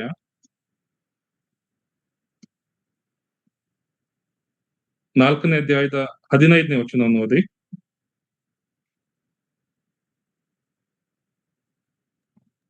ದಂಡು ಹೊರಡುವ ಕಾಲದಲ್ಲಿ ಆರೋನನು ಅವನ ಮಕ್ಕಳು ದೇವಸ್ಥಾನದ ಎಲ್ಲಾ ಸಾಮಾನುಗಳನ್ನು ಮುಚ್ಚಿ ಸಿದ್ಧ ಮಾಡಿದ ನಂತರ ಕೆಹಾತ್ಯರು ಅವುಗಳನ್ನು ಹೊರುವುದಕ್ಕೆ ಬರಬೇಕು. ಇವರು ದೇವಸ್ಥಾನದ ಸಾಮಾನುಗಳನ್ನು ಮುಟ್ಟಬಾರದು, ಮುಟ್ಟಿದರೆ ಸತ್ತಾರು. ದೇವ ದರ್ಶನದ ಗುಡಾರದ ಸಾಮಾನುಗಳಲ್ಲಿ ಕೆಹಾತ್ಯರು ಹೊರಬೇಕಾದವುಗಳು ಇವೆ. ನೋಡ್ರಿ, ಇಲ್ಲಿ ನಾವು ನೋಡ್ತಾ ಬರ್ತೇವೆ, ನಾವು ಮೊದಲೇ ಹೇಳಿದ ಹಾಗೆ ಅದನ್ನೆಲ್ಲ ಎಕ್ಸ್ಪ್ಲೇನ್ ಮಾಡೋದಕ್ಕೆ ಸಮಯ ಇಲ್ಲ. ಹಾಗಾಗಿ ನಾವು ನೋಡ್ತಾ ಬರೋ ಹಾಗೆ ಮಂಜೂಷ ಮಧ್ಯದಲ್ಲಿದೆ, ಇಸ್ರಾಯೇಲರ ಮಧ್ಯದಲ್ಲಿದೆ, ಗುಡಾರದ ಸಾಮಾನುಗಳು ಮಧ್ಯದಲ್ಲಿದೆ. ಅದನ್ನ ಕಾಯುವಂತವರು ಲೇವಿಯರು. ಆ ಲೇವಿಯರು ಅದನ್ನ ಕಾಯುತ್ತಾ ಅದರ ಜೊತೆಗೆ ನಡೆಯುತ್ತಿದ್ದಾರೆ. ಮತ್ತು ಉಳಿದ 11 ಕುಲಗಳು ಮಂಜೂಷದ ಸುತ್ತಲೂ, ಅಂದ್ರೆ ದೇವದರ್ಶನದ ಗುಡಾರದ ಸುತ್ತಲೂ 11 ಗುಂಪುಗಳು ವಿವಿಧ ಭಾಗಗಳಾಗಿ ಅವರು ನಡೆಯುತ್ತಾ ಬರ್ತಿದ್ದಾರೆ. 4, 5, 6ನೇ ಅಧ್ಯಾಯದಲ್ಲಿ ನಾವು ಇದನ್ನ ನೋಡ್ತಾ ಬರಬಹುದು. ಮತ್ತು ನಾವು ಇದನ್ನ ಗಮನಿಸುವಾಗ ನಮಗೆ ಒಂದು ಅಬ್ಸರ್ವ್ ಮಾಡುವಂತ ಒಂದು ಮುಖ್ಯವಾದಂತ ಒಂದು ಸಂಗತಿ, ಈ ಲೇವಿಯರು ಅವರು ಯಾವಾಗ್ಲೂ ದೇವರನ್ನೇ ದೃಷ್ಟಿಸ್ತಿದ್ದಾರೆ, ದೇವರ ದರ್ಶನದ ಗುಡಾರವನ್ನೇ ದೃಷ್ಟಿಸ್ತಿದ್ದಾರೆ, ಮತ್ತು ದೇವರ ಕಾರ್ಯಗಳನ್ನೇ ಅವ್ರು ಮಾಡ್ತಾ ಬರ್ತಿದ್ದಾರೆ. ಮತ್ತು ಮುಖ್ಯವಾಗಿ ಲೇವಿಯರಿಗೆ ಈ ಸಂಗತಿ ಸಿಕ್ಕೋದಾದ್ರೆ, ಆರೋನನಿಗೆ ಮತ್ತು ಆತನ ಕುಲದವರಿಗೆ ಸಿಕ್ಕುವಂತ ಒಂದು ಕಾರ್ಯ, ಅವರು ಯಾವಾಗಲೂ ಸಹ ದೇವದರ್ಶನದ ಗುಡಾರದ ಕಡೆಗೆ ಅವರು ಮುಖ ಮಾಡಿ ನಿಂತ್ಕೊಳ್ಬೇಕು. ಅವರು ಯಾವಾಗಲೂ ದೇವದರ್ಶನದ ಗುಡಾರವನ್ನೇ ಅವರು ಅಲ್ಲೇ ಅವರು ತಮ್ಮ ಪಾಳೆಗಳನ್ನ ಮಾಡಿಕೊಳ್ಬೇಕು. ನೋಡಿ, 3ನೇ ಅಧ್ಯಾಯದ 38ನೇ ವಚನ, ಅರಣ್ಯಕಾಂಡ 3ನೇ ಅಧ್ಯಾಯದ 38ನೇ ವಚನ. ದೇವದರ್ಶನದ ಗುಡಾರದ ಪೂರ್ವ ದಿಕ್ಕಿನಲ್ಲಿ, ಅಂದರೆ ಸೂರ್ಯೋದಯವಾಗುವ ಕಡೆಯಲ್ಲಿ, ಮೋಶೆಯು ಆರೋನನ ಮಕ್ಕಳು ತಮ್ಮ ಡೇರೆಗಳನ್ನು ಹಾಕಿಕೊಳ್ಳಬೇಕು. ಅವರು ಇಸ್ರಾಯೇಲರಿಗೋಸ್ಕರವಾಗಿ ದೇವಸ್ಥಾನವನ್ನು ನೋಡಿಕೊಳ್ಳಬೇಕು. ಇತರರು ಆ ಕೆಲಸಕ್ಕೆ ಕೈ ಹಾಕಿದರೆ ಅವರಿಗೆ ಮರಣ ಶಿಕ್ಷೆಯಾಗಬೇಕು. ನೋಡ್ರಿ, ಇಲ್ಲಿ ನೋಡುವಂತ ಒಂದು ಸಂಗತಿ, ಉಳಿದ 11 ಕುಲಗಳು ಏನ್ ಮಾಡ್ತಿದ್ದಾರೆ ಎಂಬುದಾಗಿ ಅರಣ್ಯಕಾಂಡದಲ್ಲಿ ನಮಗೆ ಗೊತ್ತಿದೆ. ಅವರು ಇಸ್ರಾಯೇಲರು ವಿರೋಧಿಗಳನ್ನ ನೋಡ್ತಿದ್ದಾರೆ ಒಂದು ಕಡೆ, ಇನ್ನೊಂದು ಕಡೆ ಅವರು ಗುಣಗೊಡ್ತಿದ್ದಾರೆ, ಇನ್ನೊಂದು ಕಡೆ ನಮಗೆ ಆಹಾರ ಸಿಕ್ಕಿಲ್ಲ ಎಂಬುದಾಗಿ ಮೋಶೆಗೆ ವಿರುದ್ಧವಾಗಿ ನಿಂತ್ಕೊಂಡಿದ್ದಾರೆ, ನಮಗೆ ನೀರು ಸಿಕ್ತಲ್ಲ ಎಂಬುದಾಗಿ ಹೇಳ್ತಿದ್ದಾರೆ. ಅಯ್ಯೋ, ಐಗುಪ್ತ ದೇಶದಲ್ಲಿರುವಂತಹ ಆ ಒಂದು ಉಳ್ಳಾಗಡ್ಡಿ, ಮಾಂಸ, ಮೀನು, ಕರ್ಬೂಜ ಇವೇ ನಮಗೆ ಸಿಕ್ಕಿದ್ರೆ ಒಳ್ಳೇದಾಗ್ತಿತ್ತು, ಬೆಳ್ಳುಳ್ಳಿ ಇವೇ ಸಿಕ್ಕಿದ್ರೆ ಒಳ್ಳೇದಾಗ್ತಿತ್ತು ಎಂಬುದಾಗಿ ಹೇಳ್ತಿದ್ದಾರೆ. ಇನ್ನೊಂದು ಕಡೆ, ಅಯ್ಯೋ, ನಾವು ಅಲ್ಲಿ ಬಿಟ್ಬಿಟ್ಟು ನಮ್ಮನ್ನ ನೀನು ಅರಣ್ಯದಲ್ಲಿ ಸಾಯಿಸಕ್ಕೆ ನಮ್ಗೆ ಕರ್ಕೊಂಡು ಬಂದೆ ಎಂಬುದಾಗಿ ಗುಣಗೊಡ್ತಿದ್ದಾರೆ. ಏನೆಲ್ಲಾ ಸಂಗತಿಗಳು ನಡೆಯುತ್ತಿದೆ ಈ 11 ಕುಲಗಳ ಮಧ್ಯದಲ್ಲಿ. ಆದ್ರೆ ಲೇವಿ ಕುಲಕ್ಕೆ ಮುಖ್ಯವಾಗಿ ಆರೋನನಿಗೂ ಅವನ ಮಕ್ಕಳಿಗೂ ನಾವು ನೋಡ್ತಾ ಬರುವಾಗ ನಾವು ನೋಡ್ತಾ ಬರ್ತೇವೆ, ಅವರು ಯಾವಾಗಲೂ ಸಹ ದೇವದರ್ಶನದ ಗುಡಾರದ ಕಡೆಗೆ ನೋಡ್ತಾ ಇರ್ಬೇಕು. ಅವ್ರು ಇಸ್ರಾಯೇಲಿಗೋಸ್ಕರ ದೇವಸ್ಥಾನ ನೋಡ್ಕೊಳ್ಬೇಕೆಂಬುದಾಗಿ ನೋಡುವಂತ ಒಂದು ಸಂಗತಿನ ಬರೋದಾದ್ರೆ, ಕೀರ್ತನೆ 121ನೇ ಕೀರ್ತನೆಯಲ್ಲಿ ನಾವು ನೋಡ್ತೇವೆ, ನನ್ನ ಕಣ್ಣೆತ್ತಿ ಪರ್ವತಗಳ ಕಡೆಗೆ ನೋಡ್ತಾನೆ ಎಂಬುದಾಗಿ ಕೀರ್ತನಗಾರನು ಬರೆಯುತ್ತಾ ಬರ್ತಾನೆ. ಆದ್ರೆ ಇಲ್ಲಿ ಈ ಯಾಜಕರು, ಮಹಾಯಾಜಕ ಮತ್ತು ಯಾಜಕರ ಕುಟುಂಬ ಅವ್ರು ಏನ್ ಮಾಡ್ತಿದ್ದಾರೆ, ಯಾವಾಗ್ಲೂ ಸಹ ದೇವರನ್ನ ನೋಡ್ತಿದ್ದಾರೆ, ದೇವರ ಮಹಿಮೆಯನ್ನು ನೋಡ್ತಿದ್ದಾರೆ, ದೇವರ ವೈಭವವನ್ನ, ದೇವರ ಆ ಒಂದು ಮಹಿಮೆ ಗುಡಾರದ ಮೇಲೆ ಎಳೆದು ಬರುವಂತ ನೋಡುವಂತಹ ಒಂದು ಸಂಗತಿ. ಇತರರು ನಾವು ರಾಜ್ಯವನ್ನ ವಶಪಡಿಸ್ಕೊಳ್ಬೇಕು, ನಾವು ಅನ್ಯರನ್ನ ಹೇಗೆ ಜಯಿಸ್ಬೇಕು ಎಂಬುದಾಗಿ ಆಲೋಚನೆ ಮಾಡ್ತಿರೋದಾದ್ರೆ, ಅಯ್ಯೋ, ನಂಗೆ ಆಹಾರ ಸಿಕ್ತಿಲ್ವಲ್ಲ, ಅಯ್ಯೋ, ನಂಗೆ ಐಗುಪ್ತದಲ್ಲಿ ಇದ್ದಂತ ವೈಭವ ನಂಗೆ ಸಿಕ್ತಿಲ್ವಲ್ಲ, ಈ ಮನ್ನಾ ನಾಲಿಗೆ ರುಚಿ ಹತ್ತಿರ ಮನ್ನವನ್ನು ತಿಂತಿದ್ದನಲ್ಲ ಎಂಬುದಾಗಿ ಅನೇಕ ಆಲೋಚನೆಗಳನ್ನ ಮಾಡಿಕೊಂಡು ಅನೇಕ ರೀತಿಯಲ್ಲಿ ಗುಣಗುಟ್ಟುತ್ತಾ ದೇವರಿಗೆ ವಿರುದ್ಧವಾಗಿ ಸತ್ತು ಬೀಳ್ತಿರುವಾಗ, ಇನ್ನೊಂದು ಕಡೆ ಯಾಜಕರು ಮತ್ತು ಲೇವಿಯರು ದೇವರನ್ನ ಮುಖಾಮುಖಿಯಾಗಿ ದೃಷ್ಟಿಸುತ್ತಾ, ದೇವಸ್ಥಾನವನ್ನು ದೃಷ್ಟಿಸುತ್ತಾ ದೇವರ ಮಹಿಮೆಯನ್ನು ನೋಡುವಂತದ್ದು ಸಂಗತಿ. ರಾಜವಂಶಸ್ಥರಾದಂತಹ ಯಾಜಕರು, ಪವಿತ್ರ ಯಾಜಕ ವರ್ಗದವರು ನಾವಾಗಿರುವಾಗ ನಾವು ಯಾವುದನ್ನು ನೋಡ್ತಿದ್ದೇವೆ ಈ ಲೋಕದಲ್ಲಿ? ಅನ್ಯರ ಮಧ್ಯೆ ಜೀವಿಸ್ತಿದ್ದೇವೆ, ಅನ್ಯ ಸಂಗತಿಗಳ ಮಧ್ಯದಲ್ಲಿ ನಾವು ಜೀವಿಸ್ತಿದ್ದೇವೆ. ನಾವು ಯಾವುದನ್ನ ನೋಡ್ತಿದ್ದೇವೆ? ನಮ್ಮ ದೃಷ್ಟಿ ಎಲ್ಲಿದೆ? ನಮ್ಮ ಗುರಿ ಎಲ್ಲಿದೆ? ಯಾಜಕರು ಮಾಡಬೇಕಂತ ಮುಖ್ಯವಾದಂತ ಕರ್ತವ್ಯ, ಅವರು ದೇವಸ್ಥಾನವನ್ನು ನೋಡಬೇಕು, ದೇವರ ಸನ್ನಿಧಾನವನ್ನು ಅವ್ರು ನೋಡ್ಬೇಕು, ಅವರ ಮನಸ್ಸು ಗಮನ ಅಲ್ಲಿರ್ಬೇಕು. ಹೊಸ ಒಡಂಬಡಿಕೆ ಯಾಜಕರು ಅಂತ ನಾವು, ನಮ್ಮ ಗಮನ ಎಲ್ಲಿದೆ ಈ ಸಂಜೆಯ ಸಮಯದಲ್ಲಿ ಅಥವಾ ಈ ದಿನಗಳಲ್ಲಿ? ಕ್ರಿಸ್ತನ ಒಂದು ಅಪ್ಪಣೆ, ಕ್ರಿಸ್ತನ ಬಯಕೆ, ನನ್ನನ್ನ ಆರಾಧಿಸುವಂತವ್ರು ಇಂಥವರೇ ಆಗಿರ್ಬೇಕೆಂಬುದಾಗಿ ಲೋಕದ ಆದಿಯಲ್ಲಿ ನಾನು ನಿಮ್ಮನ್ನು ಆದುಕೊಂಡಿದ್ದೇನೆ ಎಂಬುದಾಗಿ ದೇವರು ಹೇಳ್ತಾ ಬರೋದಾದ್ರೆ, ಆತನು ಇಂಥವನನ್ನು ಆರಿಸ್ಬೇಕೆಂಬುದಾಗಿ ಹೆಸರು ಹಿಡಿದು ನಮ್ಮನ್ನು ಕರೆದಿರುವುದಾದ್ರೆ, ನಮ್ಮನ್ನ ರಾಜವಂಶಸ್ಥರಂತ ಯಾಜಕರನ್ನಾಗಿ, ಪವಿತ್ರ ಯಾಜಕರನ್ನಾಗಿ ಮಾಡಿರುವುದಾದ್ರೆ, ಅಯೋಗ್ಯರಾದಂತ ನಮ್ಮನ್ನ ಯಾಜಕ ಪದವಿಗೆ ಸೇರಿಸಿರುವುದಾದ್ರೆ, ನಮ್ಮ ದೃಷ್ಟಿ ಎಲ್ಲಿದೆ ಈ ಸಂಜೆಯ ಸಮಯದಲ್ಲಿ? ಈ ಲೋಕದಲ್ಲಿ, ಈ ಲೋಕದ ಕೆಲಸ ಕಾರ್ಯಗಳಲ್ಲಿ, ಹಣ ಮಾಡೋದ್ರಲ್ಲಿ, ಆಸ್ತಿ ಮಾಡೋದ್ರಲ್ಲಿ, ನಮ್ಮ ಕುಟುಂಬದ ವಿಚಾರಗಳಲ್ಲಿ, ಅಥವಾ ಇನ್ನಿತರ ಸಂಗತಿಗಳಲ್ಲಿ, ಅಥವಾ ನಾವು ಜೀವವುಳ್ಳ ದೇವರನ್ನ ನೋಡ್ತಿದ್ದೇವ? ಪೇತ್ರನ ಹೇಳುವ ಹಾಗೆ ಆತನ ಮಹಿಮಾತಿಶಯಗಳನ್ನು ಪ್ರಚಾರ ಮಾಡುವಂತೆ, ಅನ್ಯರಿಗೆ ಹೋಗಿ ತಿಳಿಸುವಂತೆ ದೇವರಾದುಕೊಂಡಂತ ರಾಜವಂಶದಂತ ಯಾಜಕರಾಗಿ ಆತನ ಮಹಿಮೆಯನ್ನು, ಆತನ ಆಲಯವನ್ನು ನಾವು ದೃಷ್ಟಿಸುವಂತವರಾಗಿದ್ದೇವ? ನಮ್ಮನ್ನು ನಾವು ಪರೀಕ್ಷಿಸಿಕೊಳ್ಳುವಂತವರಾಗಿರೋಣ. ಇದು ಅವರು ಅರಣ್ಯದಲ್ಲಿ ಮುಂದುವರಿಯುವಾಗ ಹೇಗೆ ಅವರು ಮುಂದುವರಿಯುತ್ತಾ ಬರ್ಬೇಕೆಂಬುದಾಗಿ ನಾವು ನೋಡೋದಾದ್ರೆ, ನಾವು ಮುಂದೆ ಹೋಗುತ್ತಾ ನಾವು ನೋಡ್ತಾ ಬರುವಂತ ಸಂಗತಿ, ಅವರು ಈಗ ಅವರು ರೆಸ್ಟ್ ನಲ್ಲಿದ್ದಾರೆ ಅಥವಾ ವಿಶ್ರಮಿಸಿಕೊಂಡಿದ್ದಾರೆ. ಮತ್ತು ಅವರು ವಿಶ್ರಮಿಸಿಕೊಂಡಿರುವಾಗ ಹೇಗೆ ಅವರು, ಈಗ ಗುಡಾರ ಹಾಕಲ್ಪಟ್ಟಿದೆ, ಆ ಗುಡಾರ ಹಾಕಲ್ಪಟ್ಟಿರುವಾಗ ಅವರು ಯಾವ ಸಂಗತಿಗಳನ್ನ ಮಾಡ್ತಾ ಬರೋರಾಗಿದ್ರು ಎಂಬುದಾಗಿ ನಾವು ನೋಡ್ತಾ ಬರುವಾಗ, ದೇವದರ್ಶನದ ಗುಡಾರದಲ್ಲಿ ಅನೇಕ ಸಂಗತಿಗಳಿವೆ. ನಾವು ನೋಡ್ತಾ ಬರ್ತೇವೆ, ಹೊರಾಂಗಣ ಮತ್ತು ಒಳಾಂಗಣ, ಅದರ ಮಧ್ಯದಲ್ಲಿರುವಂತಹ ಸಂಗತಿಗಳು, ಮತ್ತು ಅದರ ಒಳಗೆ ಮತ್ತು ಹೊರಗೆ ಇರುವಂತಹ ಸಂಗತಿಗಳು, ಎಲ್ಲಾ ಸಂಗತಿಗಳ ವಿಚಾರವಾಗಿ ನಮಗೆ ತಿಳಿದಿದೆ. ನಮಗೆ ಹೊರಾಂಗಣ ಏನಿದೆ, ಅಲ್ಲಿ ಏನ್ ಮಾಡ್ಬೇಕು, ಯಾವ್ಯಾವ ಸಂಗತಿಗಳು ಅಲ್ಲಿದೆ ನಮಗೆ ಗೊತ್ತಿದೆ. ಅದರ ಮೀನಿಂಗ್ ಏನು, ಅದರ ಯಾವ್ದನ್ನು ಸೂಚಿಸುತ್ತೆ ಎಂಬುದಾಗಿ ನಮಗೆ ತಿಳಿದಿದೆ. ಅದೇ ರೀತಿಯಲ್ಲಿ ಒಳಾಂಗಣದಲ್ಲಿ ಏನಿದೆ, ಒಳಾಂಗಣದಲ್ಲಿ ಯಾವ ಯಾವ ಭಾಗಗಳಿದೆ, ಅದರಲ್ಲಿ ಯಾವ ವಸ್ತುಗಳಿದೆ, ಎಲ್ಲಾ ನಮಗೆ ತಿಳಿದಿದೆ. ಆದಾಗ್ಯೂ ಸ್ವಲ್ಪ ನಮ್ಮ ನೆನಪುಗಳನ್ನ ಪುನರಾವರ್ತಿಸುವ ಹಾಗೆ ಈ ಒಂದು ವಿಡಿಯೋನು ಸಹ ನಾವು ನೋಡ್ತಾ ಬರೋಣ. ನಾವು ನೋಡ್ತಾ ಬರುವ ಹಾಗೆ, ಇದು ದೇವದರ್ಶನದ ಗುಡಾರ. ಇದನ್ನ ನಾವು ಅಂಗಳದ ಬಾಗಿಲು ಇದನ್ನ ತೆರೆದು ನಾವು ಒಳಗಡೆ ಹೋಗೋದಾದ್ರೆ, ಮೊಟ್ಟ ಮೊದಲು ನಮಗೆ ಕಾಣಿಸುವಂತಹ ಒಂದು ವಸ್ತು ತಾಮ್ರದ ಯಜ್ಞವೇದಿ. ಈ ತಾಮ್ರದ ಯಜ್ಞಗಳನ್ನ ಸಮರ್ಪಿಸಲು ಇರೋದಾದ್ರೆ, ಅದನ್ನ ಬಿಟ್ಟು ನಾವು ಸ್ವಲ್ಪ ಮುಂದೆ ಹೋಗೋದಾದ್ರೆ ನಮಗೆ ಸಿಗುವಂತದ್ದು ಗಂಗಾಳ. ಆ ನೀರನ್ನ ತೊಳ್ಕೊಂಡು ಅವರು ಶುದ್ಧರಾಗಿ ಅವರು ಒಳಗಡೆ ಹೋಗ್ಬೇಕು, ಹೊರಗಡೆ ಬರ್ಬೇಕು ಎಂಬುದಾಗಿ ದೇವರ ವಾಕ್ಯ ತಿಳಿಸೋದನ್ನ ನಾವು ನೋಡ್ತೇವೆ. ನಂತರ ಒಳಾಂಗಣದಲ್ಲಿ 2 ಭಾಗಗಳಿರುವುದು ನಮಗೆ ಗೊತ್ತದೆ, ಪರಿಶುದ್ಧ ಸ್ಥಳ ಮತ್ತು ಮಹಾಪರಿಶುದ್ಧ ಸ್ಥಳ ಎಂಬುದಾಗಿ. ಪರಿಶುದ್ಧ ಸ್ಥಳದಲ್ಲಿ 3 ವಿಚಾರಗಳಿವೆ. ಚಿನ್ನದ ದೀಪಸ್ತಂಭ. ಎರಡನೇದಾಗಿ ನಾವು ನೋಡುವಾಗ ಚಿನ್ನದ ಮೇಜಿನ ಮೇಲಿರುವಂತಹ ರೊಟ್ಟಿಗಳು. ಮತ್ತು ಮೂರನೇದಾಗಿ ನಾವು ನೋಡುವಾಗ ಚಿನ್ನದ ಧೂಪವೇದಿ, ಆ ಒಂದು ದೇವರಿಗೆ ಸುಗಂಧ ವಾಸನೆ ತರುವಂತಹ ಧೂಪವೇದಿ. ನಂತರ ನಾವು ಅದರ ಹಿಂದೆ ನೋಡುವಾಗ, ಅದರ ಹಿಂದೆ ತೆರೆ ಇದೆ. ಆ ತೆರೆ ಪರಿಶುದ್ಧ ಸ್ಥಳವನ್ನು ಸಪರೇಟ್ ಮಾಡುವಂತದ್ದು. ಅದನ್ನು ದಾಟಿಕೊಂಡು ನಾವು ಒಳಗಡೆ ಹೋಗೋದಾದ್ರೆ, ಅಲ್ಲಿ ನಮಗೆ ಮಹಾಪರಿಶುದ್ಧ ಸ್ಥಳ. ಅಲ್ಲಿ ನಾವು ನೋಡುವಂತದ್ದು ದಶಾಗ್ನಿಗಳು, ಆರನ ಚಿಗುರಿದ ಕೋಲು ಮತ್ತು ಮನ್ನ, ಮತ್ತು ಕೃಪಾಸನದ ಮೇಲೆ ದೇವರ ಪ್ರಸನ್ನತೆ ಕಾರ್ಯ ಮಾಡುವಂತದನ್ನ ನಾವು ನೋಡ್ತಾ ಬರ್ತೇವೆ. ಈ ರೀತಿಯಲ್ಲಿ ಇದ್ದಂತಹ ಈ ಒಂದು ಗುಡಾರವನ್ನ, ಈ ರೀತಿಯಲ್ಲಿ ಇದ್ದಂತಹ ಈ ಒಂದು ಸಂಗತಿಗಳನ್ನ ನಾವು ಸ್ಪಷ್ಟವಾಗಿ ಈಗಾಗಲೇ ತಿಳ್ಕೊಂಡಿದ್ದೇವೆ. ಆದಾಗ್ಯೂ ಸಹ ನಾವು ಈ ದಿನದಲ್ಲಿ ಕಲಿತುಕೊಳ್ಳುವಂತಹ ಸಂಗತಿ, ಪರಿಶುದ್ಧ ಸ್ಥಳದಲ್ಲಿ ಇರುವಂತಹ ವಸ್ತುಗಳು ಮತ್ತು ಯಾಜಕರು ಮತ್ತು ಮಹಾಯಾಜಕರು ಮಾಡಬೇಕಾದಂತಹ ಕಾರ್ಯಗಳು. ನಾವು ಈಗ ತಾನೇ ನೋಡ್ತಾ ಬಂದ ಹಾಗೆ, ಈ ಪರಿಶುದ್ಧ ಸ್ಥಳದಲ್ಲಿ 3 ಸಂಗತಿಗಳಿದ್ವು.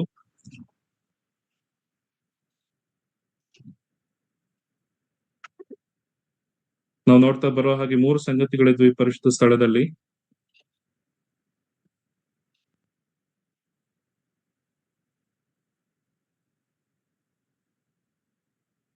ನಾವು ಒಬ್ಬ ಯಾಜಕನು ಹೊರಾಂಗಣದಿಂದ ಒಳಗಡೆ ಬರುವಾಗ ನಾವು ನೋಡ್ತೇವೆ, ಅಲ್ಲಿ ಆತನು ಈ ರೀತಿಯಲ್ಲಿ ಒಳಗಡೆ ಬಂದ್ರೆ ಆತನ ಬಲಭಾಗಕ್ಕೆ ರೊಟ್ಟಿಯ ಮೇಜಿದೆ, ಅಲ್ಲಿ ರೊಟ್ಟಿಗಳಿದೆ, 12 ರೊಟ್ಟಿಗಳು ಇಲ್ಲಿ ಇಡಲ್ಪಟ್ಟಿವೆ, ಬಂಗಾರದ ರೊಟ್ಟಿಯ ಮೇಜು.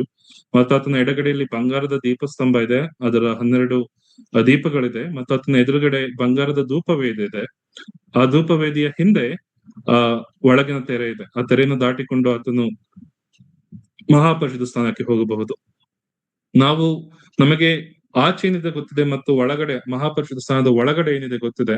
ಆದ್ರೆ ನಾವು ಈ ಯಾಜಕರು ಮಾಡ್ತಿದ್ದಂತಹ ಕೆಲಸ ಮುಖ್ಯವಾಗಿ ಪರಿಶುದ್ಧ ಸ್ಥಳದಲ್ಲಿ ಈ 3 ವಸ್ತುಗಳಲ್ಲಿ ಮಧ್ಯದಲ್ಲಿ ಅವರು ಮಾಡ್ತಿದ್ದಂತ ಸಂಗತಿ ಮತ್ತು ಅದರಿಂದ ಹೊಸ ಒಡಂಬಡಿಕೆಯ ಯಾಜಕರಂತ ನಾವು ಕಲಿತುಕೊಳ್ಳಬಹುದಂತ ಪಾಠಗಳೇನು ಎಂಬುದಾಗಿ ನಾವು ಸ್ವಲ್ಪವಾಗಿ ತಿಳ್ಕೊಳ್ತಾ ಬರೋಣ. ದೇವರ ಚಿತ್ತವಿದ್ದಲ್ಲಿ ಉಳಿದ ಭಾಗಗಳನ್ನು ನಾವು ಮುಂಬರುವ ದಿನಗಳಲ್ಲಿ ಸಹ ನಾವು ಕಲಿತಾ ಬರೋಣ. ಮೊದಲನೇದಾಗಿ ನಾವು ನೋಡುವಂತದ್ದು ರೊಟ್ಟಿಯ ಮೇಜು. ಈ ರೊಟ್ಟಿಯ ಮೇಜನ್ನ ಅವರು ಚಿನ್ನದಿಂದ ಮಾಡಿರೋದಿಲ್ಲ, ಆದ್ರೆ ಈ ರೊಟ್ಟಿಯ ಮೇಜನ್ನ ಅವರು ಜಾಲಿ ಮರದಿಂದ ಮಾಡಿರ್ತಾರೆ. ಈ ಜಾಲಿ ಮರದಿಂದ ಅವರು ರೊಟ್ಟಿಯ ಮೇಜನ್ನ ಮಾಡಿ ಆ ಮೇಜಿಗೆ ಅವರು ಚಿನ್ನದ ಒಂದು ಔಟರ್ ಲೇಯರ್ ಚಿನ್ನದಿಂದ ಅವ್ರು ಮಾಡಿರ್ತಾರೆ. ನಂತರ ಎಡಗಡೆ ಕಾಣುವಂತ ಬಂಗಾರದ ದೀಪಸ್ತಂಭ ಇದನ್ನ ಚೊಕ್ಕ ಬಂಗಾರದಿಂದ ಮಾಡಿರ್ತಾರೆ.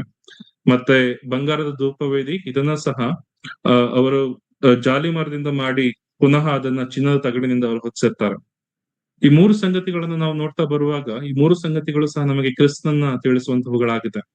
ಆಚೆ ಅದು ಹೊರಗಣ ತೆರೆಯಿಂದ ನಾವು ಶುದ್ಧಪಡಿಸಿಕೊಂಡು ಅಥವಾ ಯಾಜಕರು ತಮ್ಮಂತ ಶುದ್ಧಪಡಿಸಿಕೊಂಡು ಒಳಗಡೆ ಬರುವಾಗ ಇಲ್ಲಿ ನಾವು ನೋಡ್ತೇವೆ 12 ರೊಟ್ಟಿಗಳು ಇಸ್ರಾಯೇಲ್ಯರ 12 ಕುಲಗಳನ್ನು ಸೂಚಿಸುವಂತಹ 12 ರೊಟ್ಟಿಗಳಿದ್ದಾಗಿ ಸಹ ಹೊಸ ಒಡಂಬಡಿಕೆಯ ವಿಶ್ವಾಸಿಗಳಾದಂತಹ ನಮಗೆ ಜೀವವುಳ್ಳ ರೊಟ್ಟಿಯಾದಂತಹ ಕ್ರಿಸ್ತನನ್ನ ಈ ಮೇಜು ನಮಗೆ ತಿಳಿಸುವಂತದ್ದಾಗಿರ್ತದೆ.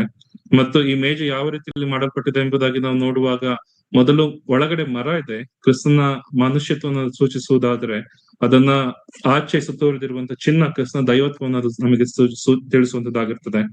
ಅದೇ ರೀತಿಯಲ್ಲಿ ಎಡಗಡೆ ಬರೋದಾದ್ರೆ ಬಂಗಾರದ ದೀಪಸ್ತಂಭ ಕ್ರಿಸ್ತನ ದೈವತ್ವ ನಾವು ಪ್ರಕಟಣೆಯಲ್ಲಿ ನಾವು ನೋಡುವ ಹಾಗೆ ಆತನು ಯಾವ ಸಂಗತಿಗಳನ್ನ ಮಾಡ್ತಿದ್ದಾನೆ ಎಂಬುದಾಗಿ ಅದು ಬಂಗಾರದ ದೀಪಸ್ತಂಭಗಳನ್ನ ಹಿಡಿದಿರುವನೆಂಬುದಾಗಿ ಪ್ರಕಟಣೆಯಲ್ಲಿ ಕ್ರಿಸ್ತನ ತನ್ನನ್ನು ತಾನು ತೋರ್ಪಡಿಸಿಕೊಳ್ಳುವಂತನಾಗಿರ್ತಾನೆ.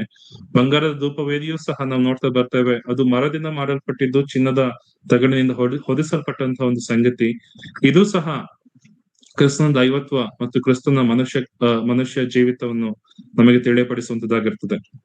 ಈ ರೊಟ್ಟಿಯ ಮೇಜಿನಲ್ಲಿ ರೊಟ್ಟಿಗಳನ್ನ ಇಡಬೇಕು, ಹೇಗೆ ಇಡಬೇಕು ಎಂಬುದಾಗಿ ನಾವು ನೋಡುವಾಗ 12 ರೊಟ್ಟಿಗಳನ್ನ ಪ್ರತಿ ಸಬ್ಬತ್ ದಿನದಲ್ಲಿ ಅವರು ಫ್ರೆಶ್ ಆಗಿ ಮಾಡ್ಕೊಂಡು ಇಡಬೇಕು.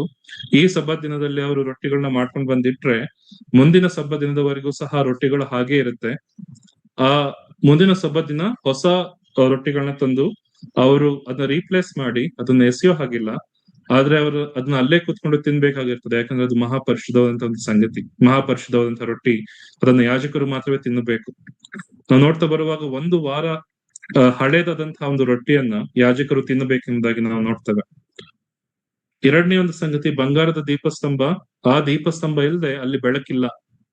ನಾವು ನೋಡ್ತಾ ಬರ್ತೇವೆ, ಇಡೀ ದೇವರ ಆಲಯ ಅಥವಾ ಗುಡಾರ ನಾವು ನೋಡ್ತೇವೆ, ದಪ್ಪವಾದಂತಹ ಬಟ್ಟೆಗಳಿಂದ ಮಾಡಲ್ಪಟ್ಟಿರುವಂತಹ ಒಂದು ಗುಡಾರ. ಅಲ್ಲಿ ಯಾವುದೇ ಆಚೆಯಿಂದ ಬೆಳಕು, ಸೂರ್ಯನ ಬೆಳಕಿಲ್ಲ, ಆದ್ರೆ ಅಲ್ಲಿರುವಂತಹ ಬೆಳಕು ಈ ಬಂಗಾರದ ದೀಪಸ್ತಂಭದ ಬೆಳಕು. ಕತ್ತಲಾಗಿದ್ದಂತಹ ಈ ಲೋಕದಲ್ಲಿ ಪೇತ್ರನು ಹೇಳುವ ಹಾಗೆ ದೇವರ ಆದುಕೊಂಡಂತಹ ಜನಾಂಗದವ್ರು ನಾವು ಯಾಕೆ ಆಗಿದ್ದೇವೆ, ಕತ್ತಲಿನಿಂದ ಬೆಳಕು ಹರಿಯಲಿ ಎಂಬುದಾಗಿ ಹೇಳಿದಂತಹ ದೇವರು. ಮತ್ತಾಯನ ಸುವಾರ್ತೆಯಲ್ಲಿ ಹೇಳ್ತಾ ಬಂದ ಹಾಗೆ ಕಾಗತ್ತಲಲ್ಲಿದ್ದವರಿಗೆ ಬೆಳಕನ್ನು ಕೊಟ್ಟಂತಹ ದೇವರು, ಈ ಲೋಕದ ಬೆಳಕಾಗಿರುವಂತಹ ದೇವರು ನಮಗಾಗಿ ಬಂದನೆಂಬುದಾಗಿ ಸೂಚಿಸುವುದು ಮಾತ್ರವಲ್ಲ, ಆ ಬೆಳಕಿನ ಅಡಿಯಲ್ಲಿ ಅವರು ಎಲ್ಲಾ ಕಾರ್ಯಗಳನ್ನ ಮಾಡ್ಬೇಕಾಗಿರ್ತದೆ. ಆ ಬೆಳಕಿಲ್ದೆ ಹೋದ್ರೆ ಏನ್ ಮಾಡ್ಬೇಕೆಂಬುದಾಗಿ ಕಾಣೋದಿಲ್ಲ. ಕ್ರಿಸ್ತನ ಬೆಳಕು ನಮ್ಮ ಜೀವಿತದಲ್ಲಿ ಬಾರದೆ ಹೋಗಿದ್ರೆ ನಾವು ಸಹ ದಿಕ್ಕು ಕಾಣದೆ ಕುರುಡರಾಗಿ ನಾವು ಅಲೆಯುವಂತ ಒಂದು ಸ್ಥಿತಿಯಲ್ಲಿದ್ವು. ಬಂಗಾರದ ಧೂಪವೇದಿ, ಆ ಧೂಪವೇದಿಯಲ್ಲಿ ಅವರು ಧೂಪಗಳನ್ನ ಹಾಕಿ ದೇವರಿಗೆ ಸುಗಂಧವನ್ನು ತರುವಂತವರಾಗಿರ್ತಾರೆ. ಆದ್ರೆ ಆ ಧೂಪವೇದಿಗೆ ಧೂಪ ಹಾಕ್ಬೇಕಂದ್ರೆ, ಆ ಧೂಪವೇದಿಯಿಂದ ಹೊಗೆ ಏಳ್ಬೇಕಂದ್ರೆ ಅದಕ್ಕೆ ಬೆಂಕಿ ಬೇಕು ಅಥವಾ ಕಲ್ಲಿದ್ಲು ಬೇಕು. ಆ ಕಲ್ಲಿದ್ಲು ಹೇಗೆ ಸಿಗುತ್ತೆ? ಆಚೆ ಆ ಧೂಪವೇದಿಗೆ ಬೆಂಕಿಯನ್ನು ಹಾಕ್ಬೇಕಂದ್ರೆ ಅದು ಹಾಗೆ ಹಾಕಕ್ ಬರೋದಿಲ್ಲ. ಆಚೆ ಇರುವಂತಹ ಆ ಒಂದು ಯಜ್ಞವೇದಿಯಿಂದ ಯಜ್ಞ ಸಮರ್ಪಣೆ ಆಗಿರ್ಲೇಬೇಕು. ಆ ಸಮರ್ಪಣೆಯಾಗಿ ಉರಿಯುತ್ತಿರುವಂತಹ ಆ ಒಂದು ಕಟ್ಟಿಗೆ ಒಂದು ಕೆಂಡವನ್ನು ತಂದು ಈ ಧೂಪವೇದಿ ಮೇಲೆ ಇಡುವಾಗ ಆಗ ಮಾತ್ರ ಇದರ ಮೇಲೆ ಧೂಪವೇದಿಯನ್ನು ಹಾಕುವಾಗ ಅದು ಸುವಾಸನೆಯನ್ನು ಉಂಟು ಮಾಡುವಂತ ಒಂದು ಸಂಗತಿ. ಕ್ರಿಸ್ತನ ಯಜ್ಞ ಅದು ದೇವರಿಗೆ ಘಮಘಮಿಸುವ ಯಜ್ಞವಾಗಿ ಪರಿಗಣಿಸುತ್ತೆ ಎಂಬುದಾಗಿ ನಾವು ನೋಡ್ತೇವೆ.